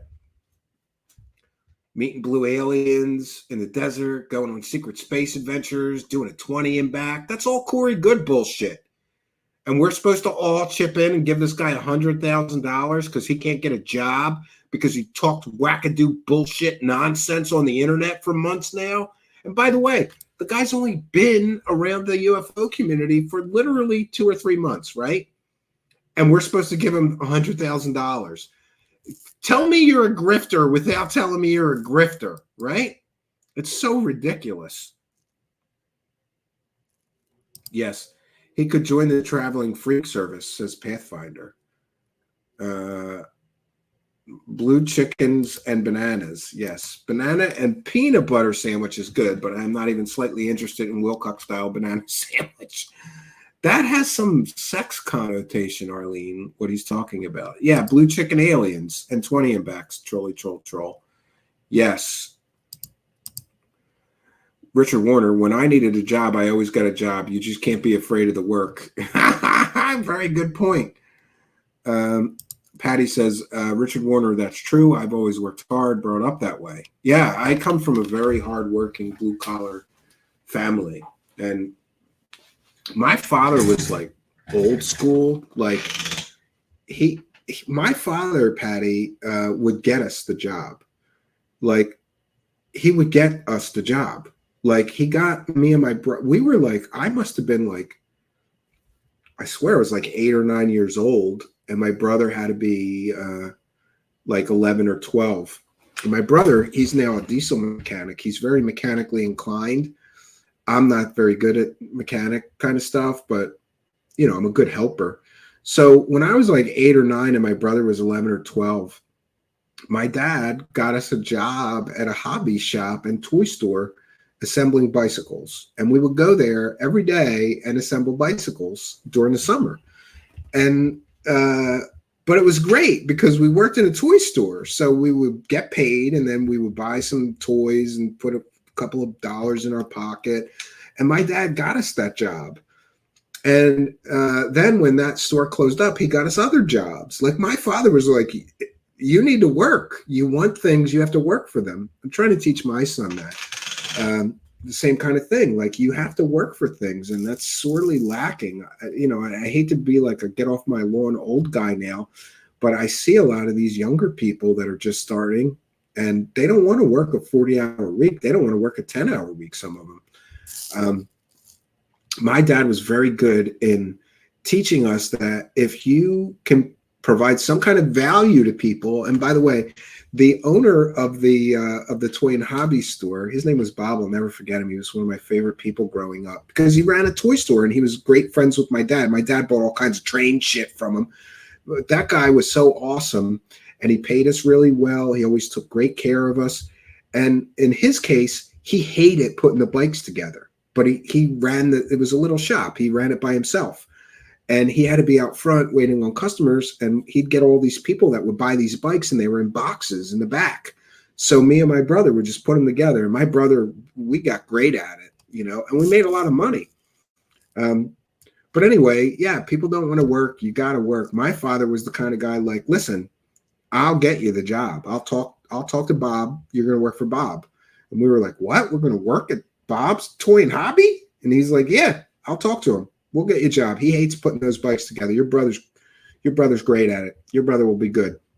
And so my brother was sort of in charge and I was the helper. Like I'd pump up the tires while he was putting the front wheel on. I'd be pumping up the back tire and we assembly lined them. And every day that guy would get orders for bicycles. And then he got so busy around Christmas time that he begged my father to like get us out of school or something for a week. We pretty much did. Christmas vacation, we were putting bikes together. But yeah, you got to teach people to work for a living. My father was very good at teaching us to work for a living. My father also encouraged entrepreneurial spirit. He once gave me a shoe shine box. And he said, you know, you could go around and get $1 a shoe shine. And I don't know if I was like 10 or 12. I did that for a while, running around shining shoes. But that was really sort of a sideways scam because I figured out I could go in all the bars and everybody by that time had sneakers mostly. But the guys in the bars would be like, oh, I'll give the kid $1. He's trying to run a business. Good for this kid. Yeah, give him $1 and encourage him. So people would just give me free money and I'd just walk around with this shoe shine box asking. Occasionally there'd be some old guy that actually had shoes on I could shine. So I had to shine his shoe once in a while. Davina, I know a young lady who quit her job to be a famous influencer. Now she's living in her car. Yeah, you got to be careful with that. Well, listen, we've done our due diligence. I will not be back tomorrow. I think we're doing a replay tomorrow. And for those unaware, I will do the good. I'll be a good YouTuber for once. I'm terrible at this. I'm supposed to say like, comment, subscribe, and share these videos. And I'm also supposed to remind you of upcoming premieres and events here. For those unaware, it is the 77th anniversary. It just was on July 7th. So 3 days ago was the 77th anniversary of the Roswell event. And so to celebrate that, we have our special broadcast. We do it about once a year here I worked really hard on this. The deepest dive into the Roswell mystery ever undertaken. This is 20 hours of content. I interviewed all the world's leading experts and authors, both skeptic and believer alike, to try to get to solve the mystery. And this special broadcast includes interviews with Don Schmidt, Kevin Randall, Cal Korff, Michael Schratt, Tom Carey, Walter Bosley, and Stanton Friedman, who I talked to about Roswell shortly before he died for an interview for my previous show, my audio podcast, The Midnight Hour. We've included that.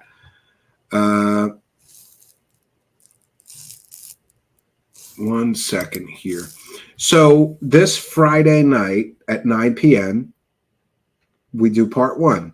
And then Saturday night at 9 p.m., we do part 2. And Sunday night at 9 p.m., we do part 3. This was one of the hardest things I've ever worked on. And to be very honest with you, I thought if I just get to talk to all these experts, I would be able to decide what I really think about Roswell. And the truth is, I'm still on the fence. I would love to believe that aliens crash landed there. For a time, I was convinced. But then after talking to some of the more skeptically minded people about it, I'm not so sure. But I think that this is the best work on Roswell ever. Now, I get it. Some people don't like these deep dives. Like, hey, you just compress it all into 2 hours. Not really.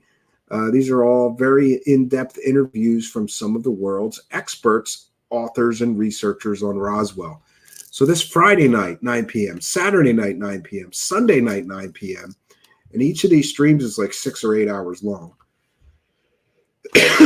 or something like that. So prepare for a long night if you're going to stay for this. And I'd appreciate your attendance. I'll be at the cabin, but I will certainly be checking into the live chat from the cabin. For those unaware, I have the internet at the cabin, but it's terrible. I could barely stream at 240p, let alone that sort of precludes the idea of doing a live stream, but I'm working on getting a mobile hotspot. So hopefully I'll be able to do some streams from the cabin. I especially want to do a stream from the new porch.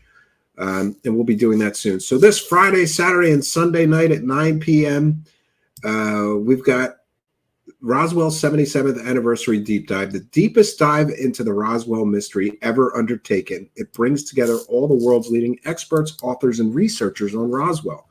I highly recommend that if you're interested in Roswell. Troll says, I've always wanted to have a ranch, just a small one, not 1,000 acres or anything like that. Well, if you're going to go big. 2013 FBI document stated 3 UFOs with bodies recovered. Didn't hear it from me. Mama's Dope Boy says, I used to believe, but not anymore. It's good to keep an open mind to a point, in my opinion. Yes. I hope I get to jam with you, Stephen, sooner rather than later. Yeah, I'm sorry I missed your call. I'll message you when I get off of here. So we've done our due diligence. I want to thank each and every one of you for joining us. We want to thank you kind and generous benefactors, you Patreon supporters, you YouTube channel members. By the way, I'll be making another video for you guys tomorrow. So there will be a new Patreon and YouTube members video tomorrow. For those unaware, because of all the new members, I'm doing at least one video for members and Patreon supporters a week. And that will be posted tomorrow. So we want to thank you Patreon supporters, you YouTube channel members. We want to thank you Twitch subscribers, you PayPal pledgers, you people buying me a coffee. And by the way, it says buy me a beer. I have to change that back to buy me a coffee. Or how about buy me a tea? I drink iced tea and hot tea constantly. That's pretty much all I drink. I got to change it because we haven't used that that buy me a coffee thing for so long that it's labeled buy me a beer. And no. So, yeah, that would be bad. If a whole bunch of people just started buying me beers, that would be bad. So, yeah, and thank you to you PayPal pledgers as well. For those unaware, you can always send a PayPal pledge, and especially if you're going to send a large amount, we prefer that we'll start saying we prefer you buy me a coffee or send a PayPal pledge. because YouTube takes 30% of those super chats. Oh, wow. So we have a kind and generous friend, Nemesis Bex, who sent a kind and generous $6.13 PayPal pledge, who says, "Hey, Stephen, it's Nemesis Bex. First time sending YouTube channel a donation from my PayPal. Truth Seekers is the only one I will do it for, though. I prefer you to get as much from my donation as possible, so I will do it this way.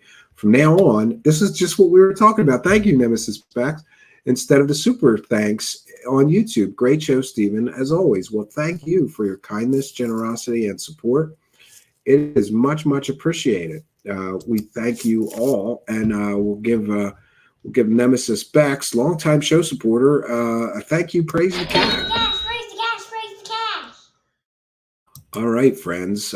Boy, that was a synchronicity. I was just saying, YouTube takes too much. So if you're going to do it, try to do it through PayPal or Buy Me a Coffee. And I'll add the Buy Me a Coffee link when I get a chance to the description of this video or podcast. So we've done our due diligence. We have visited the wacky world of Wilcock and his land of make-believe once again. I'm not sure when I will be returning. Tomorrow will be a replay episode, which I haven't chosen yet. Then we've got those Roswell deep dives, probably not until Monday. I'm going to be taking some time at the cabin with my family. I got to take my son fishing. By the way, for those that have asked, the current count in our fishing tournament, my son has caught 14 fish, and I have caught 0. Now, part of that, in my defense, may be because I'm always helping him. So, go easy on me. But even his mother and his grandmother are beating me in the annual cabin fishing tournament. For those unaware, we add up everybody's fish, and at the end of the summer, whoever catches the most fish gets a trophy. We've only done it. We started this last year. My son won last year. It looks like he's on track to kill us all this year. He is so, and that's the cash clown, by the way. He is Xavier. He is so excited about fishing. We got him a tackle box. He just got some more rods. He's getting real serious about winning this competition. I did tell him that I'm going to have to teach him how to clean and gut a fish, and he's not really into that. We just catch and release. But in any case, yeah, I'll be at the cabin fishing and spending some quality time with my family. Hope you'll be doing something this weekend you enjoy. I will check in the live chat from the cabin. So that's all I got for you, friends. Until next time, my name is Stephen Cambion. Good night, and God bless all of you.